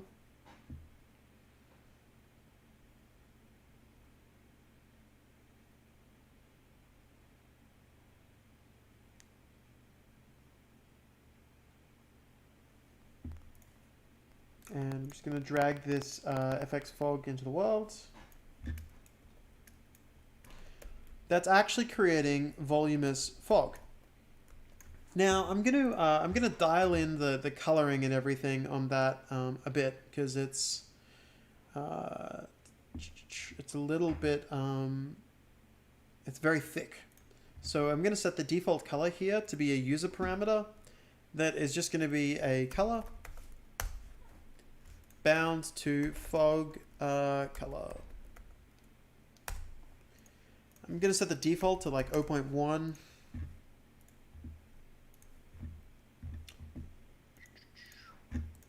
Oops, I didn't plug it in. I created it and I didn't. There you go, now it's bound. go back to it, and you can now see that there's fog there. And if I was to ever like create a light, we can see that we have that fog in space. Okay, so like being able to kind of have this like as a particle system means we can do some really crazy stuff with what we're seeing here, you know. And keep in mind, this will react to the colors differently as well. Like if this was a like a blue light, just to move you away, you know, the fog is correctly picking it up, you know.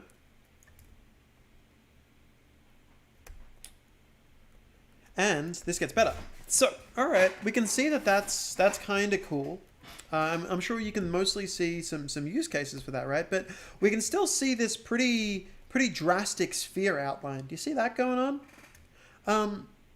So the question is, you know, I mean, like, how do we get rid of these spherical boys going on so that we have something that looks a bit more like realistic fog? Well, good for you. This is actually pretty straightforward. If we go back to here, what we can do, and I'm going to mention to people, I suggest doing what I'm about to do by using a volume texture. I'm going to do it the quick and dirty way that is, I'm going to do it the quick and dirty way that involves just using a noise function, which is a bit more expensive than I would like to do. But you can create a noise function. Now, a noise function takes a position in space and generates chaos. And if I zoom right in, you can see that the chaos is these tiny little bits and pieces. Now, if I was to get my world position and I was to divide it by like, I don't know, 200 and plug that into my noise, what we see is this. Okay? And the fun part, now this is giving me noise that is a value between -1 and 1. I actually want to get a value between 0 and 1. That way we don't get as much black in the image. Now the fun part is I can get that noise and I can literally just multiply it against the sphere mask if I wanted to.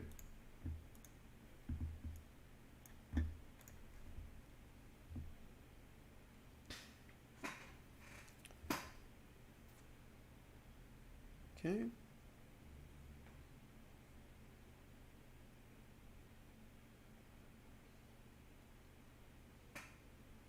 I don't know why, for some reason saving that one file seems to take a while. But now, notice we no longer have as strong spherical noise going onto it.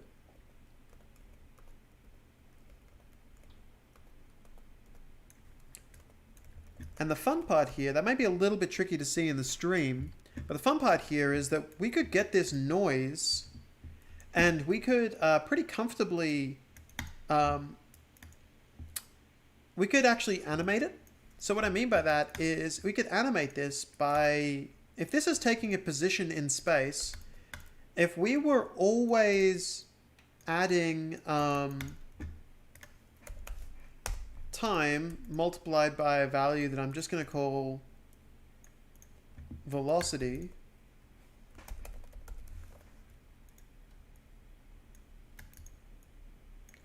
let's say velocity was equal to 0, 0, 1.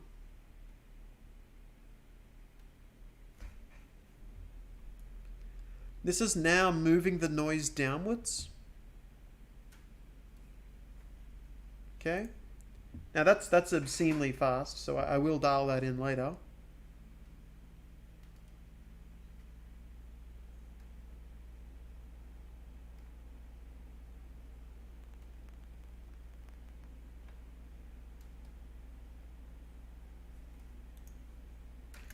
However, when we look at it, we can now see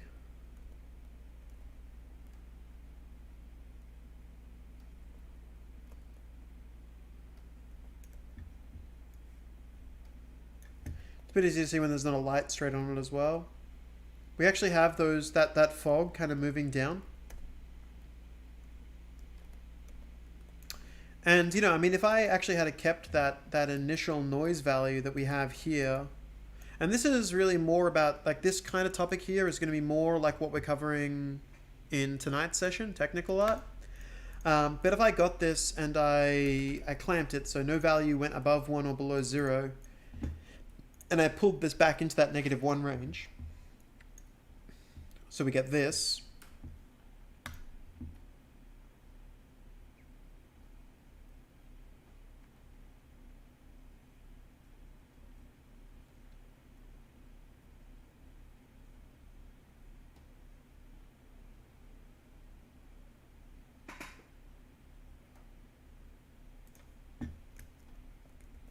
You can now see stronger like gaps in the noise.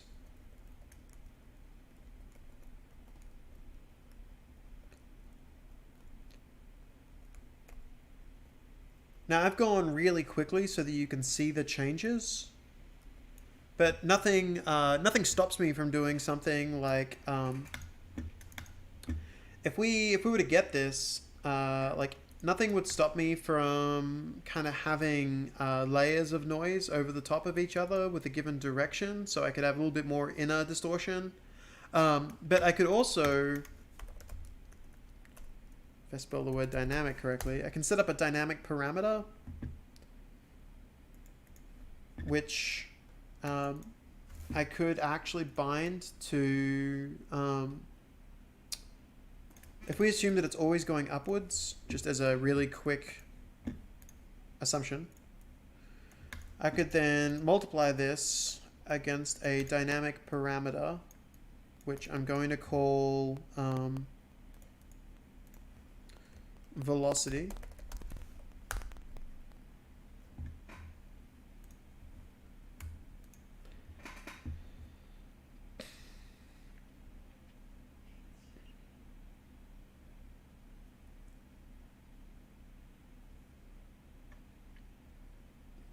This is, for some reason, this one file seems to be taking quite a while to save, and I legit have no idea what's causing that.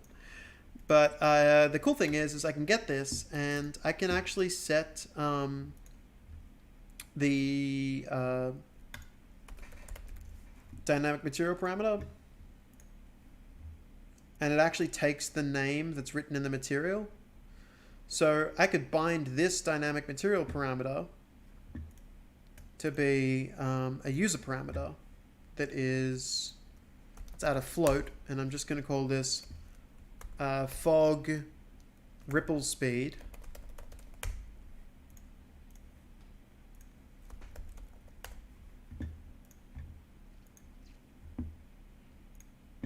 By default, it's value of 0. So you can see there the fog's not moving. But if I was to select the fog, and I was to change the fog ripple speed to 1, it's now doing that. Alternatively, I could do negative 0.25. Oops. Negative 0.25. And we now get this really soft, kind of steamy look, like the fog is just slowly creeping off the ground.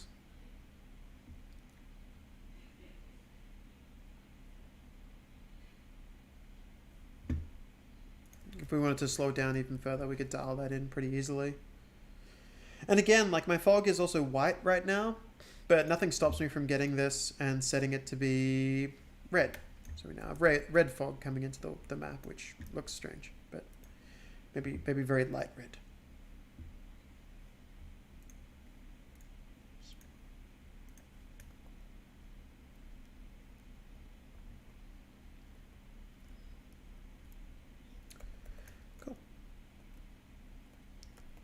So as I said, yeah, like this was in response to the discussion that we had in the Discord, just about having kind of dust motes and about having fog and such. So I kind of wanted to touch on this because again, you know, I mean, like if this was in the scene, like we've got this cool looking thing, but there's no reason that I couldn't be like, oh, I really wish my holographic projector here. Yeah, I really wish it inexplicably had like a certain little layer of fog coming into it. And I could have whatever user controls I needed to kind of dial that in. And since my would I recommend this technique for an outdoor nature scene? Yeah, for a lot of shots, this would look gorgeous. And you know, so I can get this, and I could have the extinction even lower.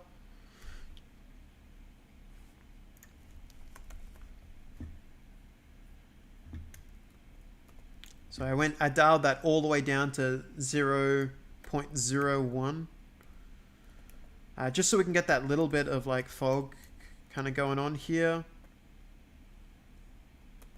Yeah, or maybe I'm going to pretend that this fog is coming from the generator up top. So that when folks see it, there's just that little bit that's accruing. Except if it's up top, I probably want it falling down towards me.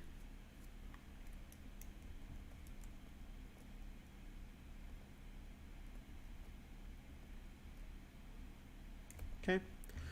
So, as I said, could you add a vortex to break up the edges or swirl parts? Oh, yeah, actually, that's a great idea. All right, Scott, let's do that. Sorry, I got really excited at that. Let's go ahead and do that. So here's a cool thing. If I wanted to, I'm going to get this fog, and I'm just going to make this really dense fog for just a second so we can all see it, okay? Dense fog, right there. What's up? Let's put it here. All right, so we can see our dense fog, okay? But one of the really cool things that you can do is, if I wanted in this fog, I could actually add a the same thing that we did before. Remember, I had that point force. So what if so the question there was yeah, I'll move on to yours in a second, Allison. So if I get this point force, I could say I want to have a point force that has a fall off, a strength of 100. Let's just go really hard, 200 with a fall off of 150 units. But I could make the force origin my camera's position, just as an arbitrary thing. And check this out. My camera's here.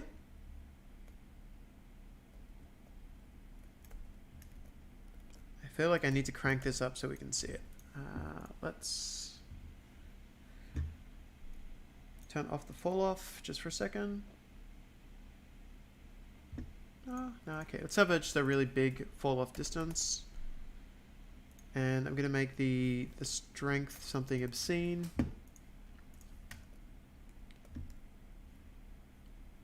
Notice there are no fog particles near me. It's actually physically kind of blowing away from me at the time.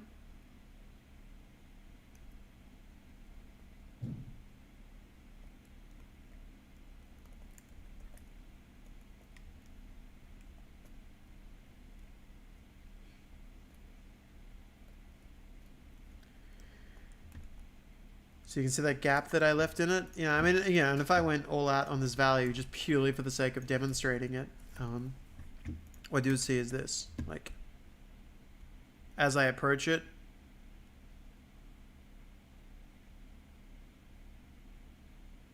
that fog just got kind of pushed away from me. If I turn around, I can see that it all got blown across the room. But then it eventually reformed itself again. A question came through. Allison was asking, how do you get rid of the curves more strongly than I already have? There's a couple of ways to do that. This is kind of getting more into tech art discussion than a tech art discussion than a FX discussion. But to do it, I could do it a few ways. I know that this sphere mask is going to be a white to black fall off. Like I'm just going to show you here what this would look like. A gradient. Essentially, the thing that we see right now is probably going to look like this. Okay. Now what that means is if instead of multiplying it against that value, I was to subtract the value, we would end up with that instead. And if I wanted to still have a bit of a raspy fall off, I could multiply this by 2 before I do a subtraction, which is keeping that inner. So I would need to rejig this noise to be a 0 to 1 instead of a negative 1 to 1, which I guess I could do by adding 1 and dividing it by 2. Should give me a slightly friendlier situation. Which gets me that. And then I want to dial this in to be like 1 point.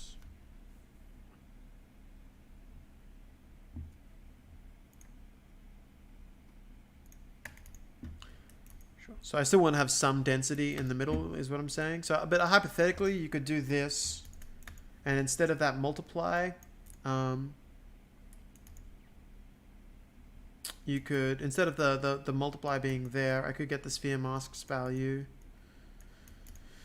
run this into a subtraction, and this would probably crisp it out a little bit. It wouldn't be a bad idea to still generally have this multiply across the whole system, or like multiple layers, so that, because this will get rid of the radial visuals a little bit, but it won't look as consistent between particles as much, I don't think.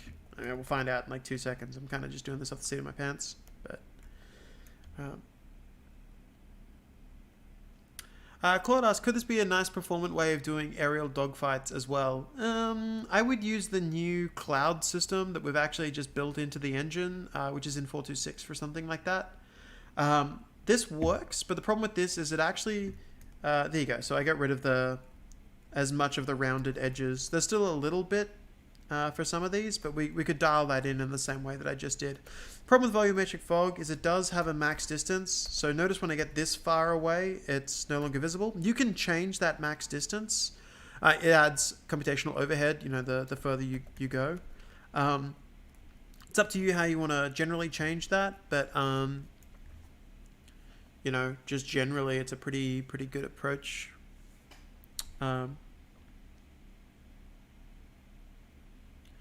Are there any edge filter options in material? I mean, not by default, but if you know the math, you can do it yourself. Or you could load a curve in, and you could just dial a curve in to kind of filter your edges a little bit more, I guess. Yeah. So, cool. All right, so I got that set up. We've got some just basic fog going on here. Let's build something you hopefully haven't seen before. How are we going for time? This started at 2 o'clock, so we're an hour and 20 in. All right, cool. So, all right. Here's the scene. Outside, I have this thing. It's a really ugly little car, but let's just deal with it. So this thing here, my little drone, if I hit simulate, seems to think I'm in an edit color operation.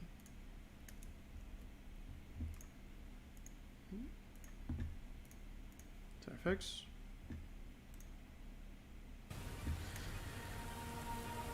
If I hit simulate, we've got this car flying through the world. Okay? Now, more importantly, if you look at the world beneath it, we can see that what it has is a by the way, sorry, I left the music in.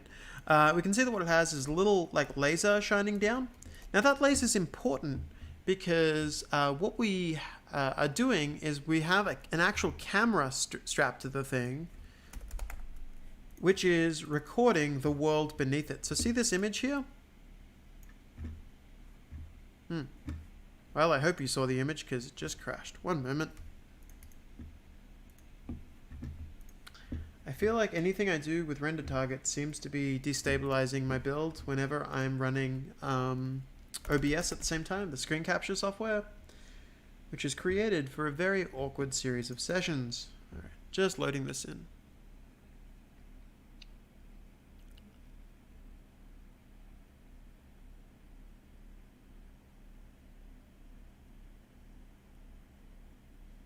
I had a question just while this is reloading, asking what's the difference between a volume texture and noise for the fog? So noise is being done programmatically, so it's running like a procedural noise algorithm, whereas volume texture would literally just be a lookup. So you can just bake noise down to a volume texture, and that would just do it. I just, for quick iteration and demonstration purposes, I didn't. All right, we are back to where we started. So on the bottom of that car is a camera. Okay, so see this? And if I was simulating the world, I can see that the camera is constantly refilming everything that's going on. So it's actually constantly filming it. That red dot I should turn off, so I will. Oh, no, that's not the correct one. The drone. I'm just going to turn off that red dot because it was there for debug purposes, but I left it. None. All right, sorted. So we have a camera stuck to the bottom of a drone that is constantly filling out what's called a render target. Okay. Now, the reason I brought this up is because we could feed data like that into Niagara for some pretty cool effects. So watch this. If I wanted to, I could go and create a new Niagara system that was, let's go ahead and base this on a, I'm just going to base it on a fountain, which is just particles spraying into the void. And I'm going to call this fx_hologram.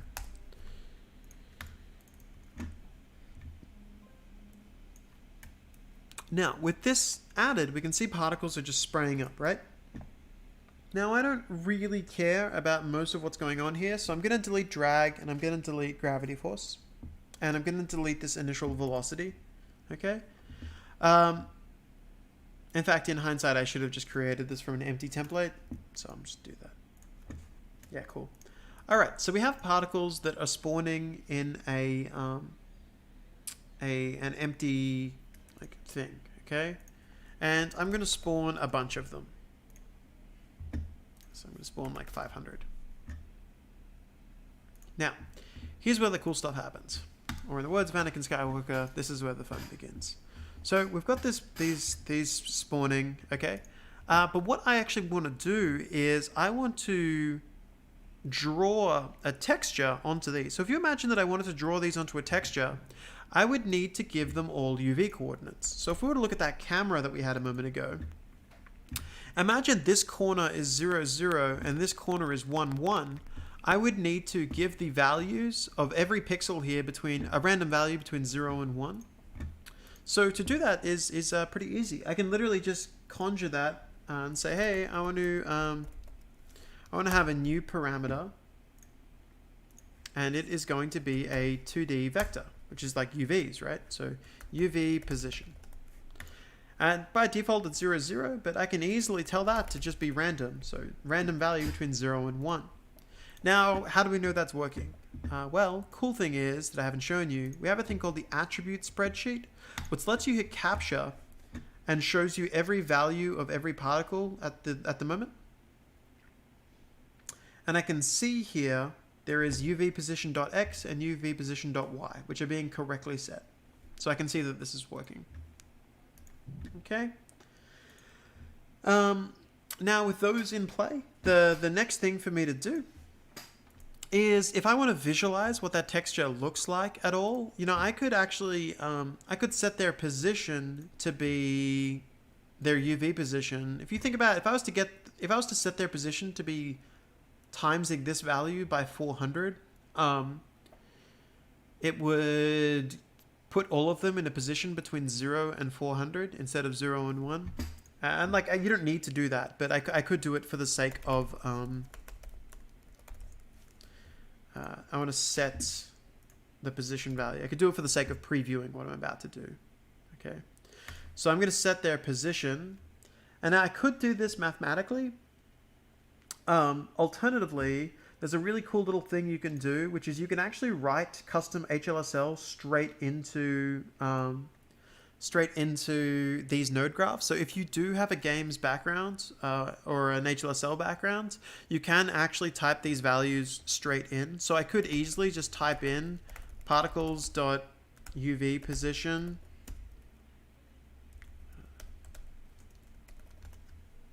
I say easily. Yeah, good, that worked. And you can see now it's just putting them in that square that I mentioned. Now the reason I bring this up is because I can actually now tell them to have the same color as the texture that we were looking at.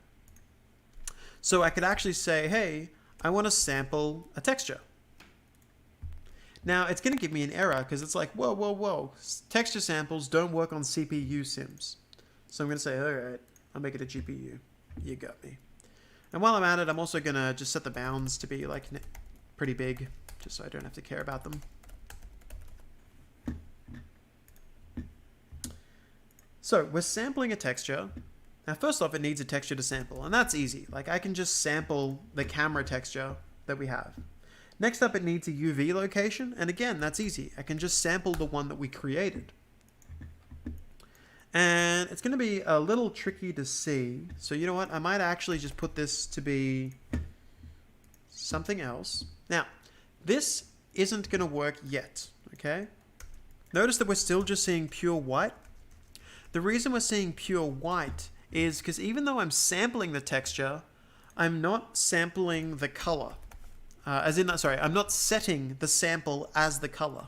This actually just pulls in the data, but it doesn't do anything with it until I tell it to. So what I mean by that is if I set the color,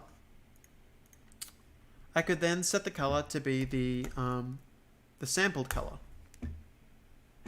And now you can see it's sampling the Unreal logo that I plugged in a second ago. If I was to switch this over to the camera,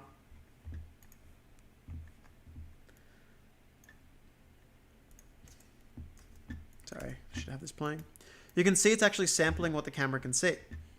Now let's crank this spawn rate up so it's a little bit easier for us to see what's going on. So we can actually see that it is representing the camera. Okay. Now that's useful. But what happens now? Okay, so from here, the cool part is, I mean, if this was running while the game was running,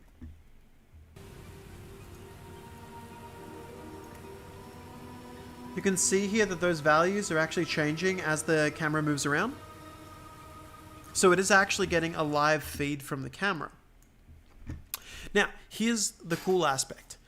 Not only is this camera filming the color of the world, which takes one click to set up, by the way. Like, you literally add a scene capture component.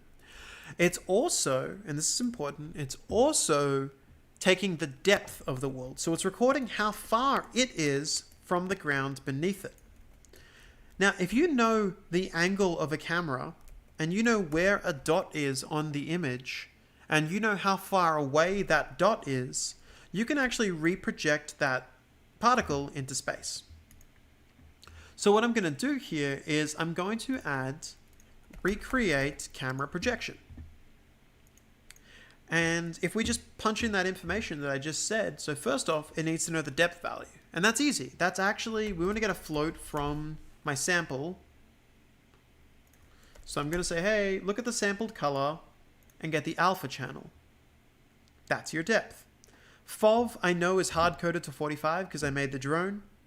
The UV location, again, we can set as the particles.uv position. I'm going to tell it to project it downwards because I know my camera is facing downwards.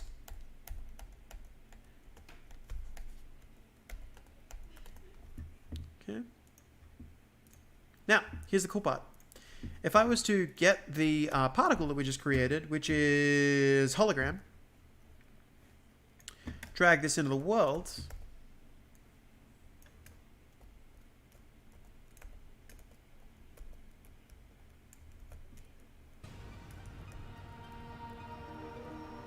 oh, I left a number plugged in. I clearly have something diagonal. I have U diagonal. Good. There we go. That's it there. So it's kind of breaking a bit. That's okay. But if I simulate the world,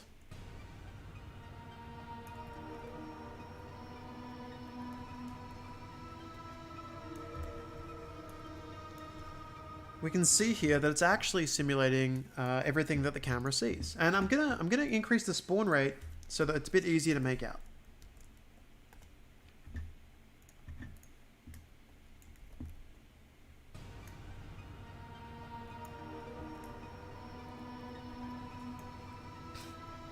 So it's literally recreating the world according to what the camera sees. Now the problem is, notice it disappears when I do this. The reason for that is it's down there, but the thing is all the way up there, right? So why is there such a big gap? Well, there's such a big gap because that's how far away the particles are from the actual camera. Like, they don't get normalized and brought back up to the camera. So it's time for us to create our own module. Now, a cool thing is you can create your own modules and they work fine and dandy, right? But one of the really lovely things you can do is you can create modules that only exist inside of this system. So instead of like polluting the like your content library with thousands and thousands of modules, if I need some logic that is only really applying to this one-time burner effect, I can go to Scratchpad and I could create one. So in this case, we've got recreate camera projection, but what I want to create is particle update. I'm going to have a scratch pad, and I'm going to call this module fix camera projection. Prani has asked the question, am I right in assuming you could do this effect with any camera output and not necessarily running one running live at the same time? So if you're talking about doing it from a live camera, as long as that live camera was capturing depth data, so it would need to be, it would need to be a depth camera, which I think some phones have. Connect obviously has. There's a bunch of Intel ones that do it. Like there's a bunch of cameras that have depth data that they can take, but not all of them do. But you could also pre-bake the depth data as well, like by filming this scene to a media texture or something like that. So, what I've done is I've created my first module. Okay? I'm actually going to move this across and just give myself a little bit more room. Now, my module is going to eventually be setting the position of the particle. Okay? And it's going to be taking in a vector that is the current position. So this is going to be like the camera's position. And I'm then going to have another vector that is offset. Okay? So the offset value is going to be like how far upwards we want to move the entire projection. Okay?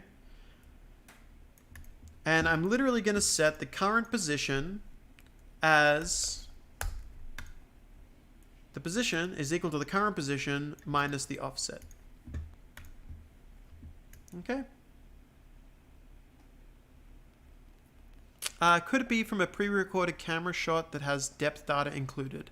I believe you can run media textures into it, which would allow you to do that.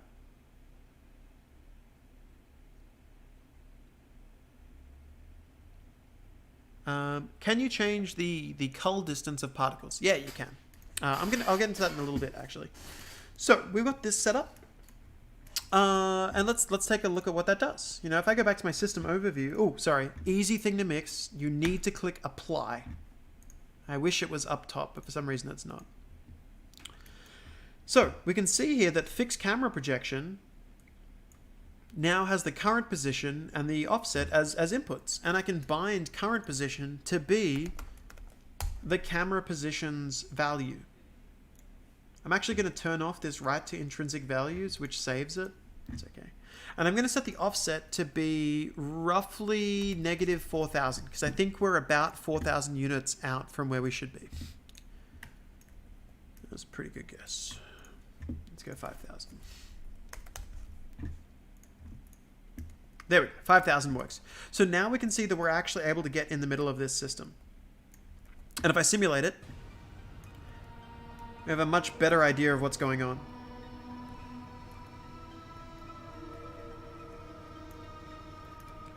And, you know, I mean, I've got a density value right now that is creating like a million particles, right? All right, so we're spawning about 1 million particles. But again, like I can be like disgusting with this and just crank that up for higher fidelity. My particles as well right now are a size of 5, so I could dial that size back to get more fine-grained detail like this. And as we run it,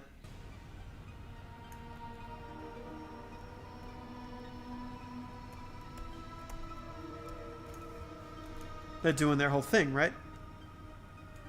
So let's move on and let's see. Okay, so if we have this scratchpad module that is correcting their position, I want to shrink this and stick it here. Okay, now I'm getting to a little bit of math, which involves basically if I know, okay, here we go, trigonometry. So if I know, pretend that everything inside this triangle was the stuff that the camera is seeing, right?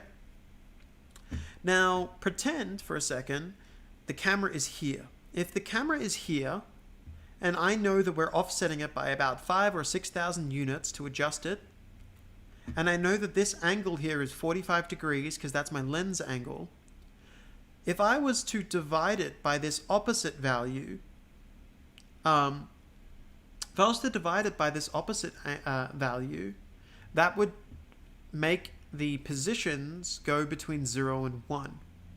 Okay? Because what we're actually doing is if these can only be that value apart because they're being seen by the camera. So if I squish that down, they'll get shrunk. If I then multiply that by another number, they'll get big again. Now, I don't really care if you don't fully get the SOHCAHTOA, trigonometry that I'm kind of throwing at you here, because honestly, like, you can look it up.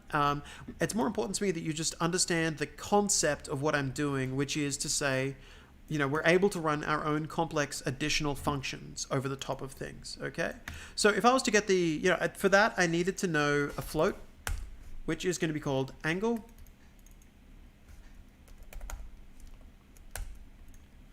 I needed to know the distance, which is going to be the length of that vector. And that means that tan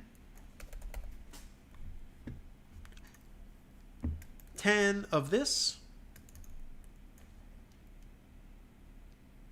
multiplied by the adjacent is going to tell me the opposite size. If I was to get the current position that we see, and I was to I need to put that into local space, so I need to transform the position. Oh, sorry, wrong one.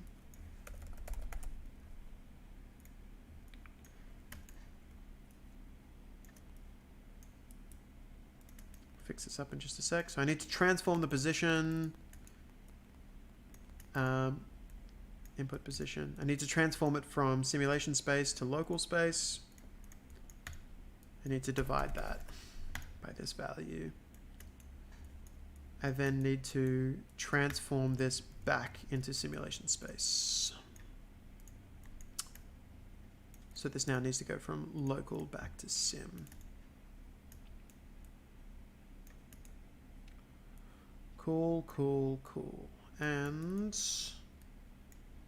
I know that was, again, I just kind of threw some random math at you for trigonometry, but the point was more to show you that you could do the complex stuff. And in theory, if I know what I'm doing,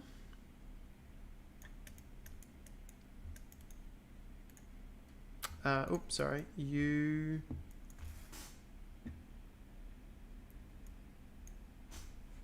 go through there, and you plug into here. Yeah, great. In theory, if I know what I'm doing, that should all link up well. Sorry, I have lines all over the place. I'm trying to clean up. And we hit apply. Back here, I'm going to set the angle to be 45. Oh, I missed the last part, which was I needed to multiply it by my new size. So I needed to get that value and then multiply it by, make it a float so it stays square. And I'm going to call this new size. New scale, I guess. And I want to multiply it against that. Now the cool part of that is if I times it by 400, what we should have done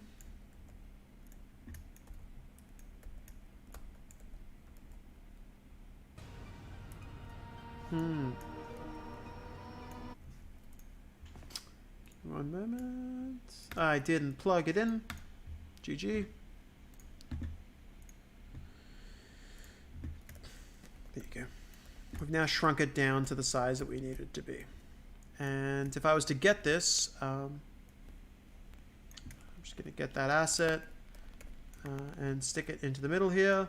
By the way, cool thing that I haven't shown you, if you can click on this and say copy location, you can then click on this and say paste. Move it up, and I'm going to decrease the brightness considerably. The reason it's so bright is because there's so many particles stacked on top of each other. So I'm going to decrease the sprite size to like 0.5.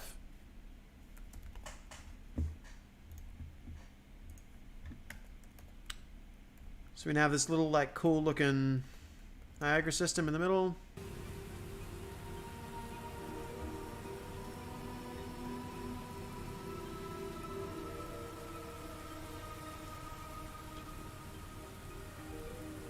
Now, it gets better. Because not only can we do what we've done, if we want to, if you think about what we're doing, right now,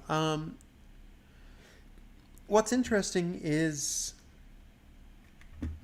when we say fixed camera projection, I'm saving it to position, right? But nothing stops me from calling this projected or fixed position. So I just made up that variable. Didn't exist. Conjured it. Thin air. Okay? And you can see now it's reverting to that square that we had before. I'm actually going to delete that as well. Now, here's the fun part. If I wanted to, I could, let's pretend we spawned all of our particles in a cylinder. Okay? I want to set all of my particles to spawn inside of a cylinder. I want that cylinder to be pretty small, like 10 centimeters high, radius of about 4 meters. I want an offset of like -200. And I'm going to tell it to only spawn on the outside of the cylinder.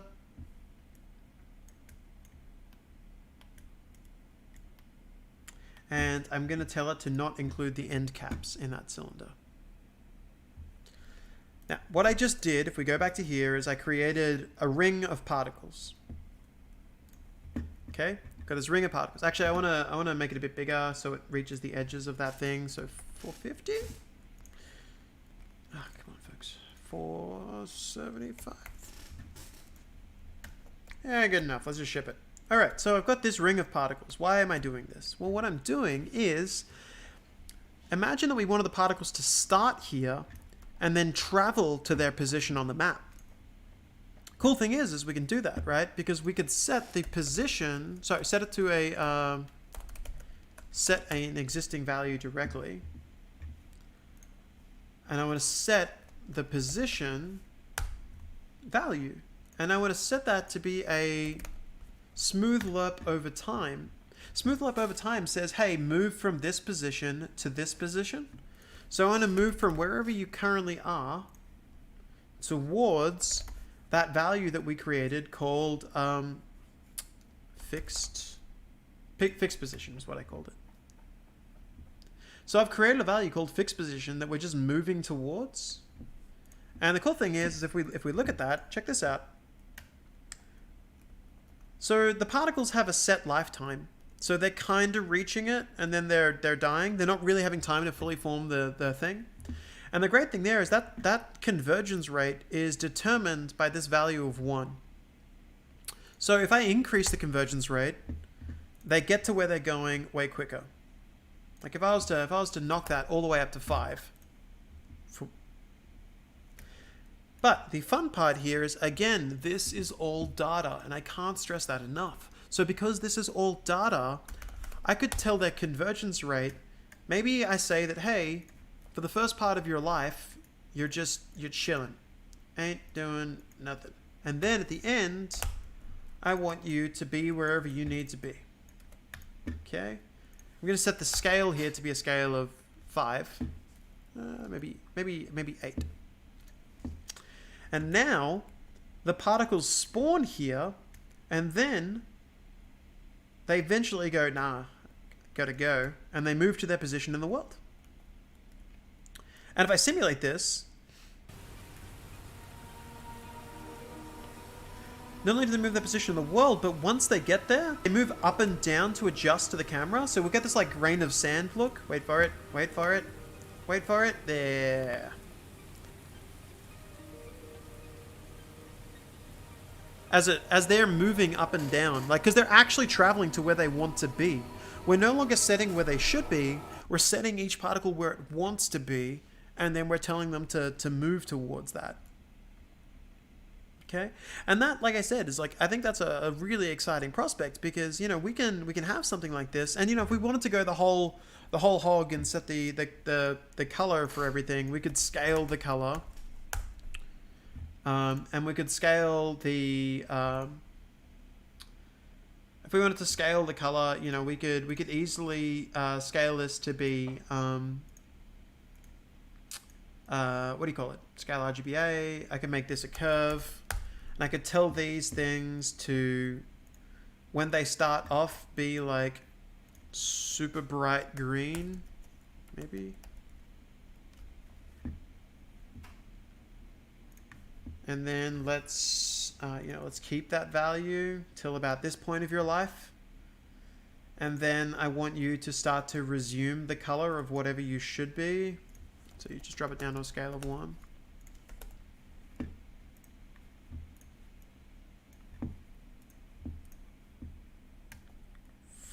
The map should actually have the color of whatever it sees. Unfortunately, what it's seeing is mostly gray, which when amplified becomes white. But you know, if I got a big red box or something and stuck it out there, you'd see the color change. Yeah, nothing stops me as well from like I could dial this all the way back to here, and have it green, and then they actually become white there as well. So we get a little bit of a green glow, but by the time they really get a move on.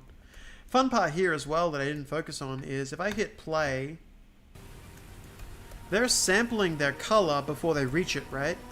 Like they're sampling their color from the get-go, which means I can actually find some of these little red particles. Give me a sec. It would help if I had something red on screen. There. I could find some of these little particles before they get there, and I will actually see them change color, like they're born with the correct color before they go into it. Oh yeah, big red box, great idea. Great idea. So, okay, yeah, it's a good idea. Someone suggested I put in a big red box. Let's stick in a big red box.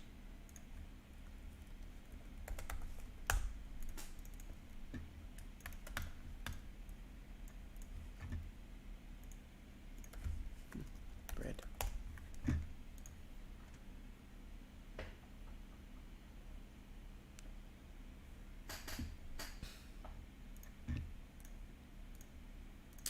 So if I went to here, let's click cube.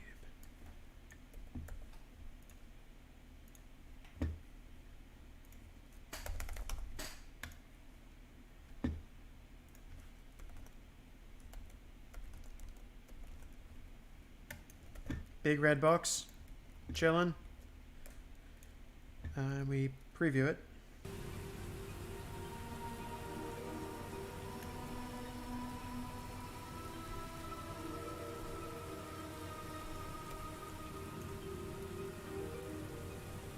Where's my camera?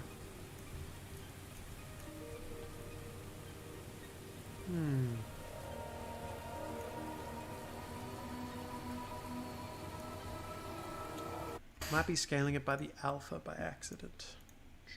Sorry folks, give me... Set the alpha. Scale sampled color to be your color. And scale the alpha as... Oh yeah, okay. I'm adding the depth data to the alpha, which is what's making them bright instead. I thought it was the alpha channel there, but it looks like it's the depth data that's doing it.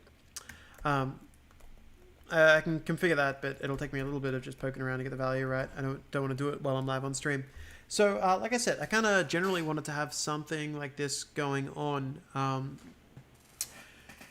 just so you can have a better idea of just some of the kind of crazy, complex stuff that you can do with this kind of system. So hopefully that was useful. I'm going for time.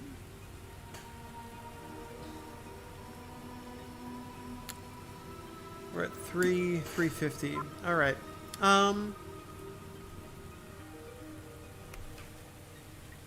Yeah, that should have seen my big red box. Okay, yeah, I'll have to adjust it based on depth. So we're at 350 at the moment. I think I have time for one more effect. I think. How do you get an animated character to interact with the particle system? Turbulence as character walks through a fog layer, vortex particles collide with character, that kind of stuff. It's a great question. What you would generally do is you would add a collision node. And then from the collision node, you can tell them to repel and you can tell them all sorts of stuff. Any other questions? With regards to the cull distance, on any of these actors, if it's a genuine concern, there is a max draw distance that you can set. So if I set this, it just disappears from existence to, yeah. So max draw distance is probably what you're after. Cool. All right. So the next thing I'm going to do is this. I've had this guy chilling over here for too long. And what I would love is, I would love it that whenever Crunch kind of approached walls or anything like that, I'm going to put a light here so I can see it. I would love it that if when Crunch approached the lights, he dissolved through this wall. I don't want him to like, I've made the no collision on this thing, but I would love it if Crunch could miraculously like move through this thing and dissolve into millions of particles. Just in background, I'm actually going to dial this effect back just because it's got a lot going on.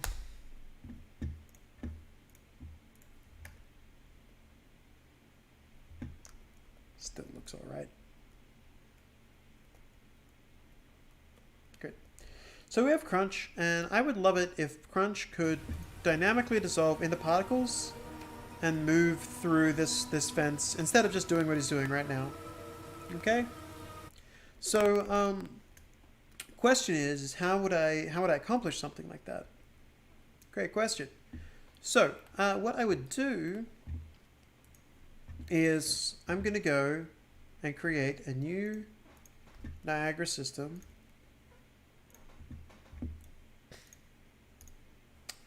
FX underscore crunch dissolve. Okay. Now I gotta warn you, it's been a while since I've made this effect, so I'm doing my best to remember it. Okay. So the first thing that I would love to do is I would love to spawn a ton of particles. So spawn rate, and let's, oops, sorry, fix issue. Spawn rate, let's just set this to like 5,000. 5,000 particles spawning. Okay. Now, one of the really useful values that exists is you can type in initialize mesh reproduction. And if I was to plug Crunch in, it's going to give me an error straight away. And that is that if you want to do it, if you ever want to sample the positions of positions of a mesh's polys, you need to actually give it CPU access. If you click this Fix Now button, it should just fix it for you. And we can actually see that Crunch here is being recreated out of particles, straight out of the gate. Okay?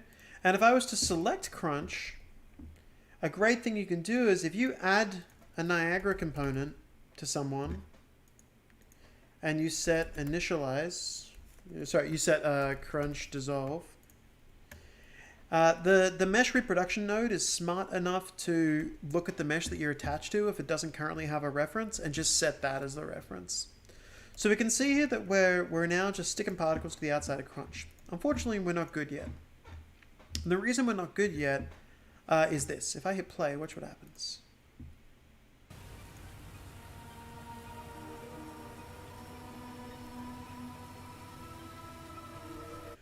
So what's actually happening there is as I move around as Crunch, it's inheriting the vertices velocity at the exact time that I spawned.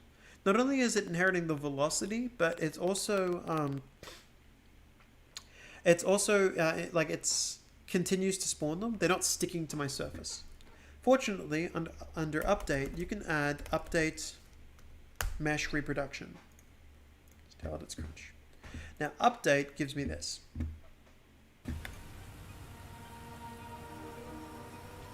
We can now see those particles are stuck to the outside of me. Okay?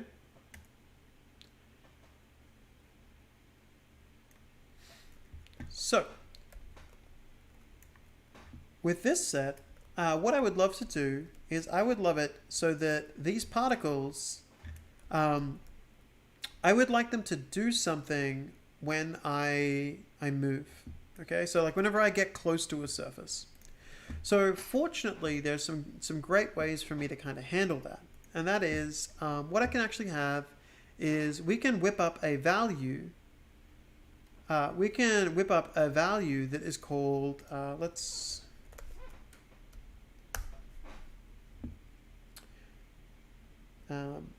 make the new value a float that is going to be called particles.dissolve amounts. Okay? And what I'm going to do is this is currently setting your position, and it's setting your velocity.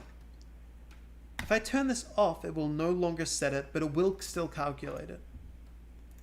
And what I can actually do is I can tell this to have a lerp particle attributes based on dissolve amount. So whenever dissolve amount is 0, it'll lerp one way, and whenever dissolve amount is 1, it'll lerp the other way. In this situation, I'm going to want to have turn off right intrinsic. In this situation, I want my position to either be the updates position or be the solved forces and velocities position, so the physics calculated position. And I want my velocity to either be the update velocity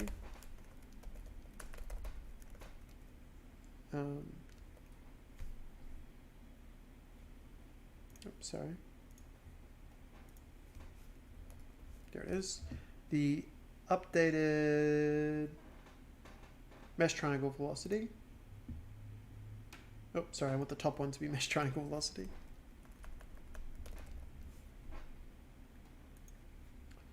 Or to be the solved forces and velocity. Now, right now, dissolve amount is defaults to 0. So theoretically, we shouldn't see anything. Okay? But if I was to ever set dissolve amount to be a value of 1, they're going to do their own thing. And, if I wanted to, I could add a little bit of extra magic behind this to be like a vortex.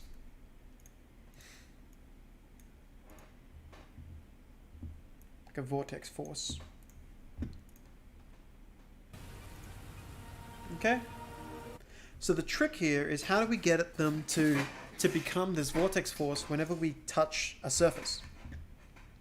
And the great thing is that's actually surprisingly easy for us to done. With regard to Oliver questions of using a crowd system, I have seen it done. You need to use vertex animations. And there is I think we actually have a sample for that coming reasonably soon. If you want to know how to do it, though, I can link you to some reference. I believe the best place to look at would be the Flock of Birds example by Joseph Azam. If you want to look at his Twitter feed, that may help. I don't think he's actually released it yet. No, the Birds. He released. I think the Birds is on. He's got a breakdown of the Birds, I think, on Twitter. Cool. Because I mean, there's no difference between birds and people apart from we made one set of them airborne. Like conceptually speaking, they're both playing vertex animations relative to their speeds, I think. Also, please no one quote me as there's no difference between birds and people, because contextually that's a bit awkward. So the next thing I want to do is I want to lerp these. So I'm actually going to go ahead and when we calculate this dissolve amount, I want to have a new scratch pad. And this new scratch pad is going to be calculate dissolve amount. Okay. So we now have a calculate dissolve amount. And how do we do a dissolve amount? Well, we need to know, first off, we will need to know the position of the particle that we're testing for. Okay? Now, the next thing we're going to need to know is we're going to need to know how close are we to that position. So we actually need to do a collision query. And the collision query, even though we're not colliding, it's actually saying, are we nearly colliding? Actually, no, I'll just keep it called collision query. And this needs to be a query the mesh distance field. And what this actually does is this looks at the distance field to say, hey, how close am I to the nearest thing? And it actually just straight up gives you a value called distance to nearest surface. So what that means, did I just accidentally quote, is it Diogenes? Was it Plato? It was one of them that had the whole like the plucked bird situation. Never mind. Anyway, so we're getting the distance to the nearest surface, which actually tells me how close we are to something. And if you wanted to, you could actually then bias that. So I'm going to create a value that is going to have a float, which I'm going to call bias. And I'm going to have another float, which is called distance. So we're going to subtract the bias, divide it by the distance. And then finally, after we've done that, I'm just going to clamp it.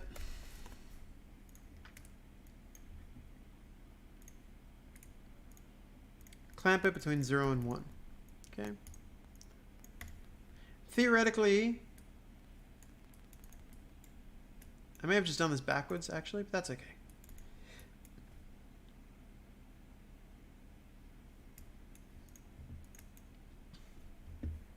This is scared that it's not running on. This is scared that it's not running. It won't work on GPU, so on CPU sims, and that's fine. All I need to do here is go to emitter properties and switch this to GPU. And then this thing is no longer complaining. Disconnect it and reconnect it to bump it. Cool.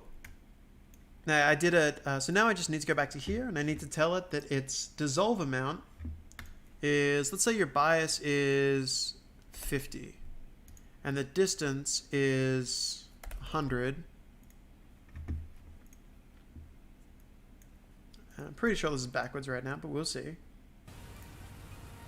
I'll wait for the shaders to compile. Alright, that may not look like it's working, but check that out. Top part of his body, moving. Feet, notably not moving. Okay? So what that means is, I really just need to flip the value. Now I could go ahead and I could do some, like I could actually just fix all of the values in the lerp, or I could just do 1 minus, which subtracts the number from 1, which flips your 0 to 1 range. Because I'm lazy.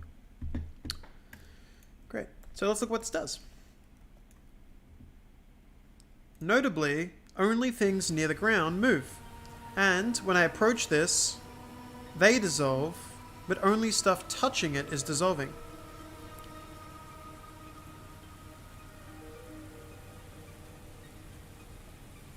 Alright, so we can see now that we've had like, alright, that's kind of cool. We can see a, we can see some value there, you know, and I can set these values to whatever they need to be.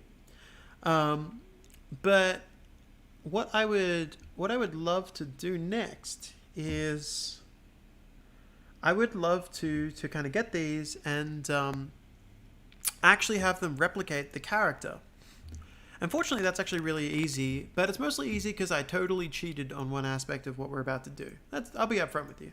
What I did is the version of Crunch that I'm using is actually a simple version of Crunch. He's been baked down to like a literally 3 textures. He doesn't have the massive material network he normally would be. There's a baker built into Unreal to bake materials down, so you can do this yourself. But by doing it this way, I don't have to create a bunch of different materials for each material that he has to copy. Because what I'm actually going to do is I'm going to get Crunch's material, and I'm going to create a copy of it that is called Crunch underscore Niagara matte. Okay? So this is what we're going to use as our particle color. So under here, under Sprite Renderer, I'm going to plug in Crunch's material.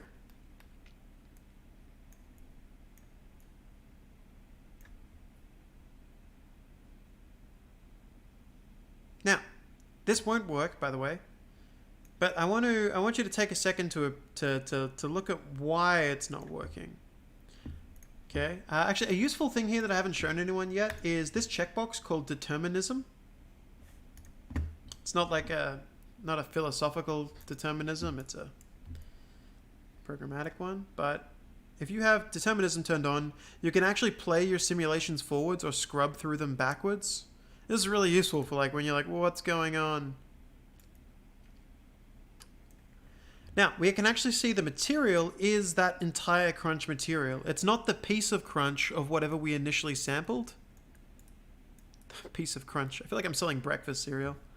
So, what I actually need to do is, in the material, which I closed, there is a mesh reproduction node that literally just requires you to plug these in and tell it that's what it represents.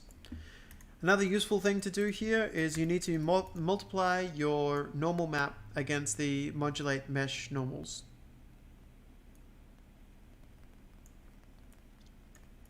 Okay. So there is just this node to kind of slot these things in.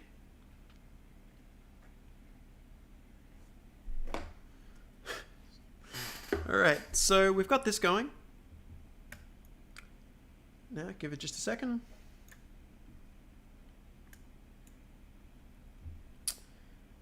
Now, that's actually close to what we want. And if I was to look at Crunch, I'm going to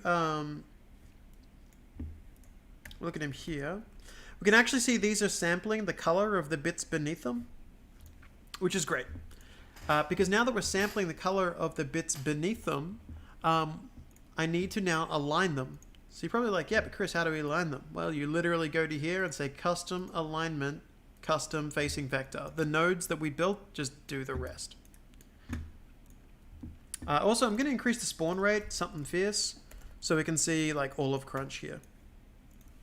Something real fierce. There we go. And I'm also going to get the... I'm also going to drop the size of these. Oh, wait, sorry. It gets set through here. Particle scale is 1. Yep, that'll do. All right. So we can now see they're actually correctly aligning to Crunch's surface. Now, a quick little dirty thing that I'm going to do as well here is I'm going to make them look like flakes, okay? It sounds like I'm talking about breakfast cereal again, only just noticing it now. But if we want them to look like flakes, what I can do is I can do a radial gradient exponential, which will be a like a white to black fall off. I'm then going to do what I showed you earlier in the piece, which was I'm going to subtract. I'm going to multiply this by 2, and then subtract just some arbitrary noise. When I say showed you earlier, I mean when we were making fog. So let's get some noise. Give me the goods. What do you got? Yeah, that'll do. And if we preview that, you kind of get something a bit more like that. And I'm then just going to multiply. I'm going to multiply that against particle color.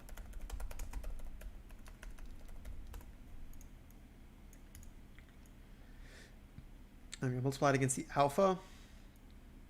Plug this into the opacity mask and tell this to be a masked material. TLDR.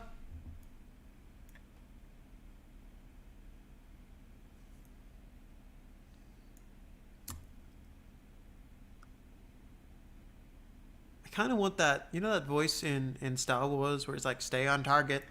I almost feel like I would love a plugin that would just say that whenever a compilation is taking its time, and I'm not sure if it's going to work.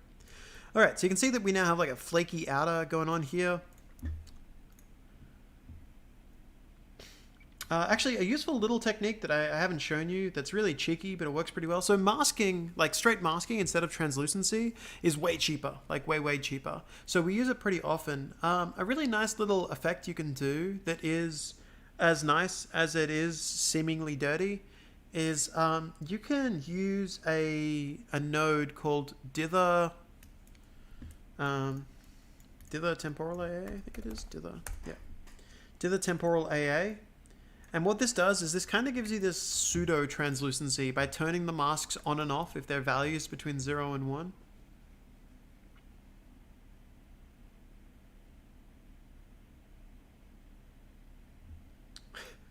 Making the particles brightness degrade. Yeah, so see we have this like pseudo translucency working. If we stare at it really closely, we can see these weird dots happening.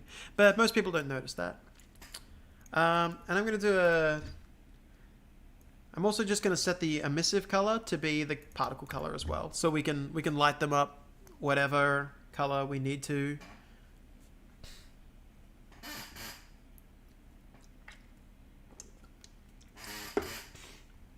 Great. Okay. Now, bear with me. So what we're going to do here, forgive this just a second,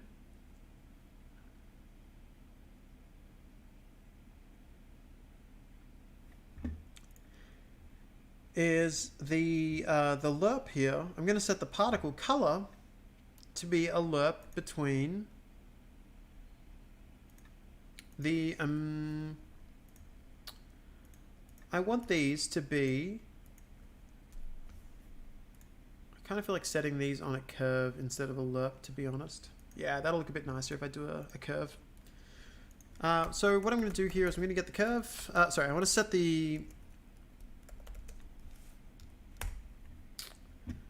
I'm going to set the color of these to be a curve, in which on one point, when they are all the way dissolved, so sorry, when they're in the dissolve mode, they're going to be a value of 1. Because we want them to be visible when they're dissolving and throwing themselves into the air. And let's make this like a, I mean, green is the color of the day, so let's just go ahead and use that. Okay. But whenever they are attached to you, I actually want them to be invisible. And I want the color to be black so that we see the non-emissive. And I'm going to bring this up to here. So what we're actually doing here is we're saying, hey, be invisible and then fade into existence when we reach you. So what that means is if I go back to here, when we're at this point, let's hit play and see what that does.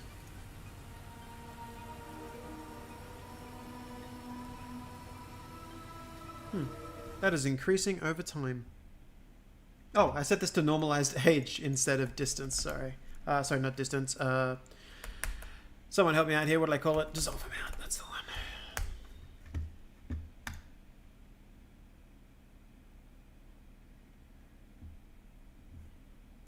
Will the particles still take the color of the mesh if the character mesh is set to not visible? Yes.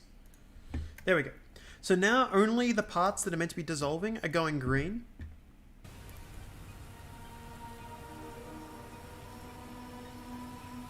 So, okay, we're nearly where we need to be. The next thing that I want to do is I want to make my character invisible whenever the particles are visible. Okay?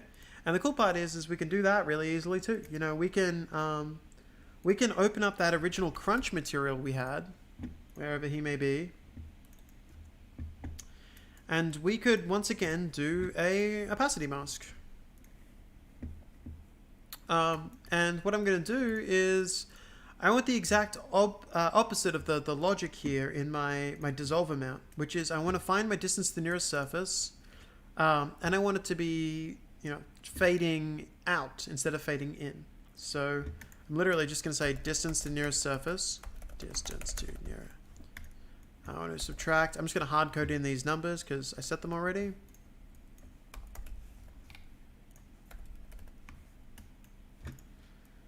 And saturate. And I want to dither that.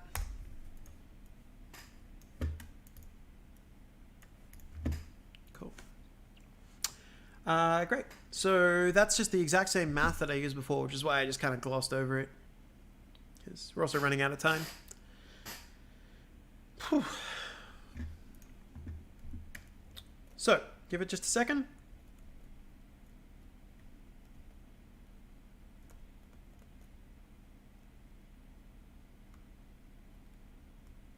Actually, those should be invisible right now. These are correctly going to green, but these are incorrectly setting their alpha. Okay, I'll look into that in just a second. Now, see down here? The mesh goes invisible. And we're just left with the particles. Give me just a sec to find out why crunch is... Oh, I see why this value got left in.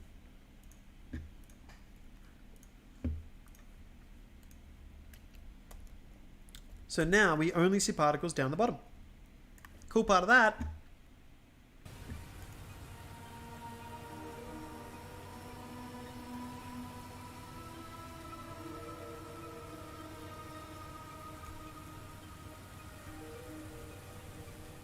It's a bit obnoxious, you know. And we can have some other fun stuff that we're doing here as well, right? Like I could also still scale the color so that the alpha still over the course of its life, the alpha still kind of winds down a bit so that they still fade out of existence. Another fun thing that you could do here is we could set this color value. So at the moment they move to green when they're perfectly dissolved. But, you know, a fun thing that we could do here is we could actually tell them to go to green, stay green for like a sliver, and then go back to black.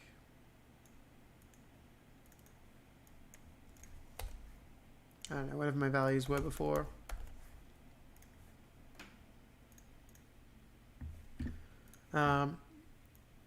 You know, and oops, did I set one of the colors to white?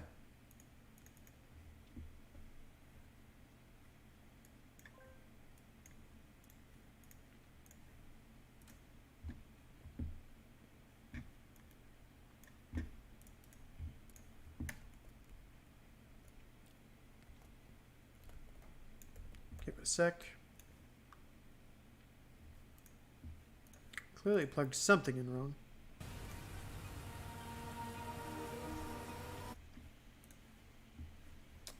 Scale the alpha.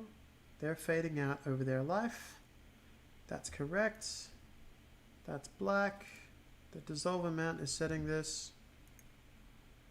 Sorry, folks. Give me 1 second to just figure out why they just turned white.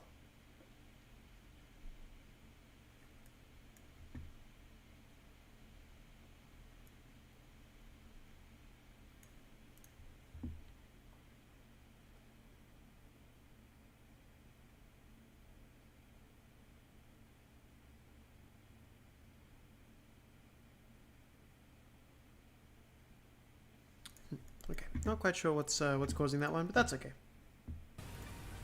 Because now we get this like much brighter at the intersection point, which allows me to like, you know, we just get this kind of like flash of green going on. In fact, I'm going to bring this all the way up to here and this all the way to here.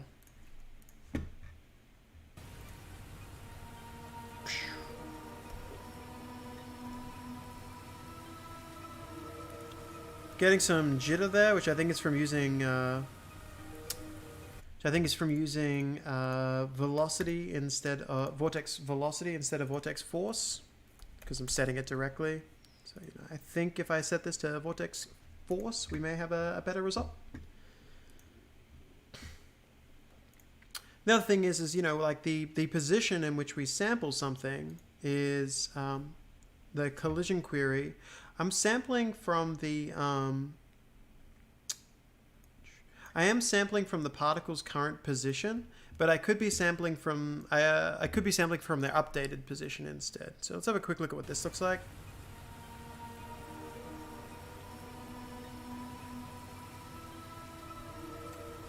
There you go. So now they're kind of doing that little bit of a dissolve, and I could tweak this as much as I want. I'm probably going to get really carried away if I do. But hopefully this still gives folks a general idea of just some of the like really crazy stuff that you can do.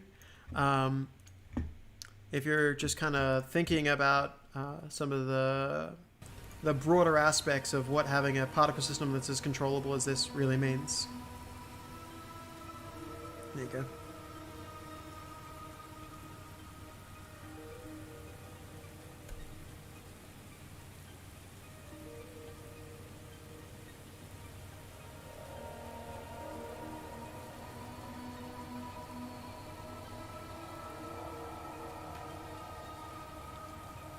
I really love the little waves that you get on the motion there. All right, I'm going to stare at that for too long if I keep this up. So I'm going to hit save, close everything down, and let's switch over to a Q&A period. Because well, I got to prep the last session, so let's wind this one up. So hopefully that was up to task. Give me 1 second and I'll switch over to the chat with everybody in it.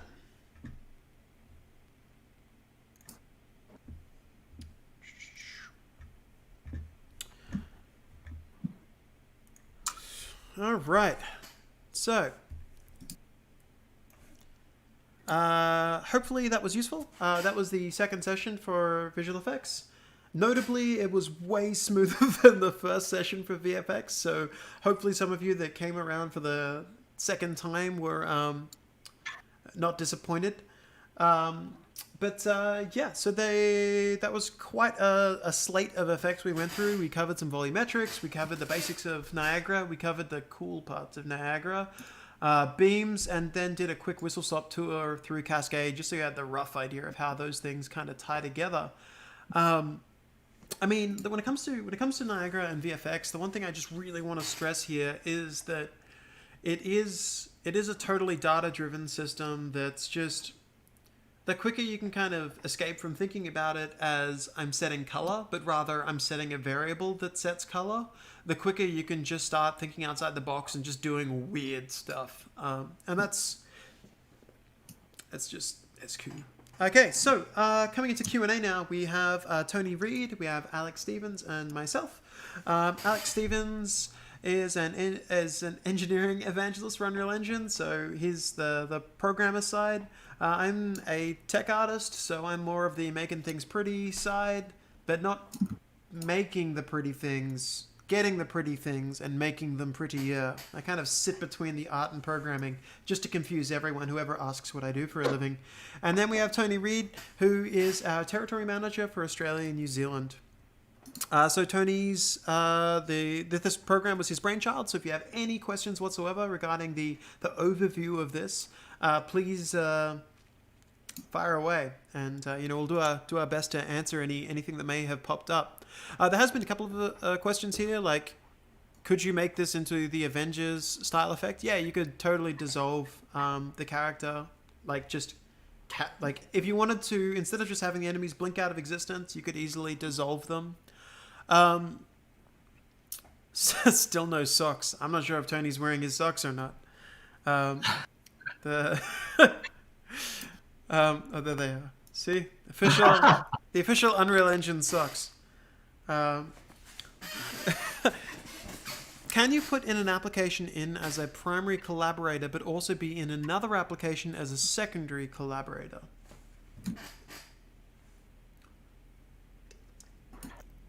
Is Tony muted? Tony, I think you're muted right now. Oh, yeah. Or have I muted? So as long as you got all of that, we're fine. Yeah, of course. That's all you need to do. Yeah. I don't think there's going to be an issue at all, to be honest. I think as long as you're in the same state, there's no reason multiple parties couldn't work on multiple projects. Cool. That's easy. Where can we order some? Unfortunately, the socks were a giveaway. Were a giveaway at GDC last year. We have all sorts of like crazy swag at the booth that we give away for free. The socks were just one of them. I guess at this point we may have limited at HQ. So, yeah. Is this a winners only situation? Like in the 50K is no longer the important part; it's the socks. If I develop some stuff in a compiled 4.26 and release 4.25 Final Pixel with a mixture of both, is that an issue? I mean, realistically, there shouldn't be any reason that your 4.25 scenes shouldn't run in 4.26. Like, we do our best to really kind of keep everything in line and running up the up the hierarchy. So you should be fine. Asterisks. I would cross that bridge when we come to it, but it is going to be a little awkward because you would need to submit multiple UE projects at the end and being like, I swear it works in all of them. So ideally, that wouldn't be the case. Yeah.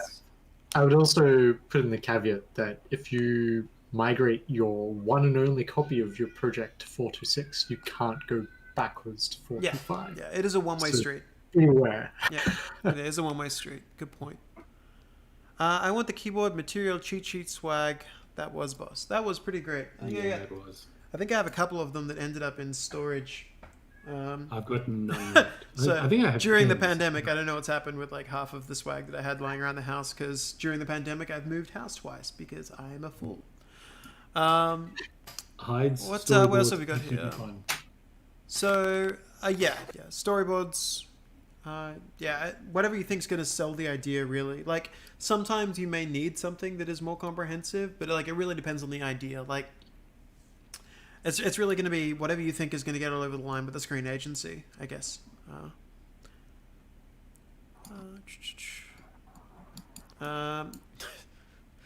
We are not taking bribes. I'm assuming that's for the swag, but still, I want to be clear. Any other questions that have popped up, not concerning payoffs? Socks or payoffs? Yeah.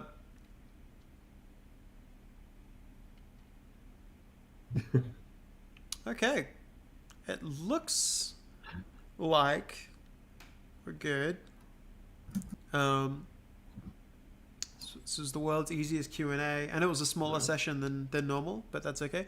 So coming up next, we have technical art. Now, technical art is doing a lot more on advanced material work and just the kinds of things that you can do that might be real time savers and shortcuts in the future. So please, if you're... I'll be blunt, like... No universities really in the country that I'm aware of are teaching technical artists. So what happens is everyone that's like graduating are coming out in all sorts of like clear-cut production roles, but there are no tech artists. And like it's awkward because the number one request I get from companies is like, so have you got any tech artists? Like, I feel like there is a post-apocalyptic situation. It's where instead of like trading bottle caps or something like that, the world is run by Unreal and they're trading technical artists as currency, because we're getting pretty close to that right now. So if you're interested in that kind of stuff, I can't stress enough that like Students that know tech art would have a pretty good step in the door to quite a lot of companies who are trying to do some pretty interesting stuff. But in general as well, like we do all sorts of weird stuff like interior mapping. So you can just throw a 3D projection of a interior of a room and then just scale a cube to the size of a skyscraper, and it will now have 3D looking rooms all across the skyscraper. You know, like we do all sorts of weird and wonderful stuff like that. Vertex painting, we use some positional offsets to do some fun stuff. So please, you know, if you're interested in that kind of stuff, or some time-saving measures that involve, you know, not just taking the route of throwing billions of polys at the scene, you know, it's a pretty good one to check out. So hopefully this was useful for everybody. Could we reach out to you with an email regarding the Unreal or technical stuff? Yeah, you're welcome to reach out. You know, we're doing our best to get through the backlog of emails that we've got at the moment. We got hit by quite a few, so we're getting through them. But if you do have questions, you know, we'll do our best to. Once again, I just want to remind folks that if you do want to have a discussion, like just to chat about your pitch and on a technical level, how to achieve some of the stuff that you've got in there. Like I saw someone in the chat mentioned lava earlier, for instance. You know, we're welcome to have a bit of a conversation to just point towards resources or reference material or things coming down the pipe that may be useful for achieving whatever it is that you have as your vision. Cool. Any other questions? A couple of things quickly. So on volatile, as an authorized trainer, no, nothing stops you from submitting. In truth, the bulk of the assessment is going to be done on the or will be based on the creativity of the application and the project you want to do. Not necessarily your proficiency in UE. And to answer Chris, can the completion date of the project be extended? No. It was really important to us from the word go that this be fair and equitable for everybody, so everybody gets the same conditions across the board. I know 6 weeks is tough. We sense checked it everywhere before we and that's 6 weeks, not including the sort of 4 or 5 weeks you have right now. But no, we can't do it. And also, to be honest, we'll go beyond Christmas if we did that, and it'd be kind of nice for somebody to get the 50K leading into Christmas this year. Just here's one thought. You know, if you're not successful, or if you are successful, I kind of feel like Discord's going to be the place to be, because if you are successful and need to put a team together, that is a great way to assemble people really, really quickly. So, I mean, we're going to be around during the course of production. We will do everything we can to help you at a technical level, but hit up the talent in Discord, because there are a lot of people there that can help out, and we would like to see that community interaction. And in truth, we'd really love to see more interaction between film, TV, games, and even the architectural sectors as well, because you're all creative just in different ways, and you all have really unique talents to bring to the table, and that, I think, is probably what's going to really push us far beyond anything we imagined from the start. There's my bit.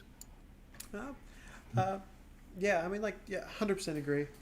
Pushing down that creativity side and like trying to partner up with folks in the Discord is a really great spot right now.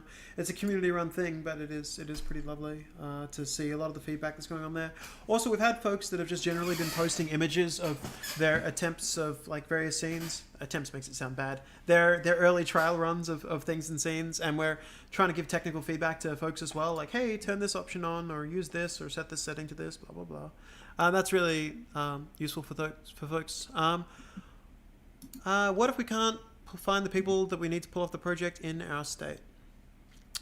You know what? Talk to your screen agency. Yeah. Ask the question. There may be specialists there that you will not find in your state. That's a great point. They're not going to hobble you. So just ask the question. Cool. Yeah. There is a in the Discord, there's literally a chat that is called "Looking for a Team," and there's another one that I think is "Looking for Work." Is that right, Alex? Yes, looking for a team. But there's "Looking for Work" jobs. Sorry. Yeah. So you can post in either of them. Like again, it's a community-run thing, but there's a pretty good community there. Up until 2 weeks ago, everyone in there was pretty much exclusively UE devs, and now we have upcoming UE devs. What's really great about that is, if you're looking for some folks who may be interested in achieving some of the more complicated ideas, that's actually one of the best places to find some of those folks. Cool. Well, look, for what it's worth, I know that for some of you who have only been doing like the daytime sessions, this would actually be your last session. So I just want to say a big thank you for having to deal with me for 2 straight weeks and listening to to me constantly speak. And let's face facts, I've made a couple of mess ups. But I hope this has been useful. Any closing words for folks, Tony and Alex, before we...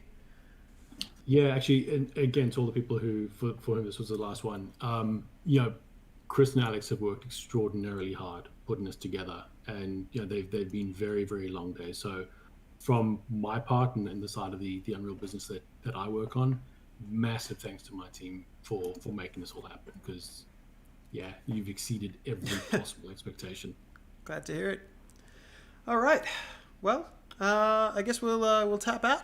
And hopefully I still hear from the rest of you in various channels as you approach pitching and as you ideally approach developing some of your ideas too. So best of luck for the rest of things if I don't hear from you. And for some of you, I'll see you in a couple of hours. Take care.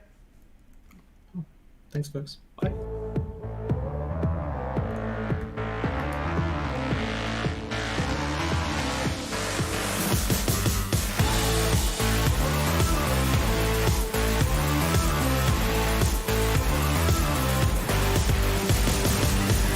Tell me, is this thing on now? I've been working long like a marathon now. Tying up words, making them a bomb now. Tell me, who turned on the alarm now? I got a message when they put it in a song now. I'll see you later, all the haters got it wrong now. We're touching the lightning, we're coming alive, yeah. We feel it inside, yeah. We got the power.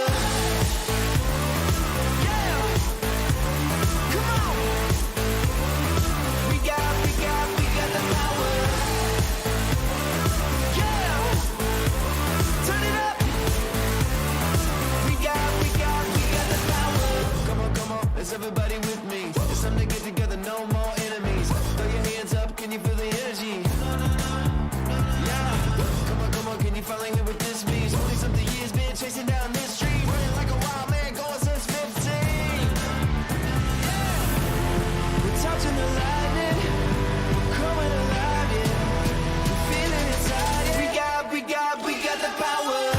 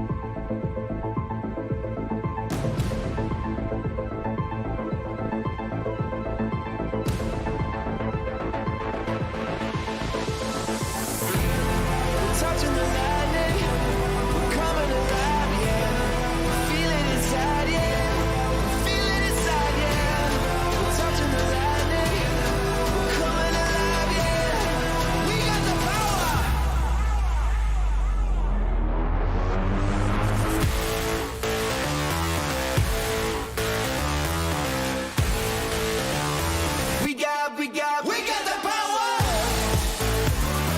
Yeah. Let's go now. We got the power. Let's get it. We got the power.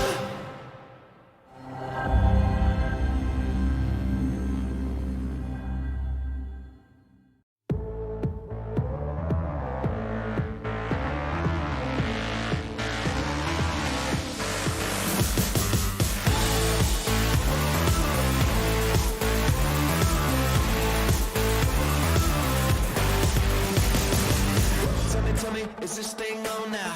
I've been working long like a marathon now. Tying up words, making them a bomb now.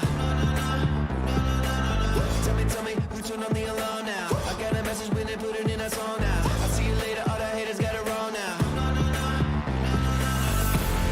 We're touching the lightning, we're coming alive, yeah. We're feeling inside, yeah. We got the power. Yeah, come on. We got the power. Yeah, turn it up. We got the power. Come on, is everybody with me? It's time to get together, no more enemies. Throw your hands up, can you feel the energy? Yeah, come on, can you finally hear what this means? 20-something years been chasing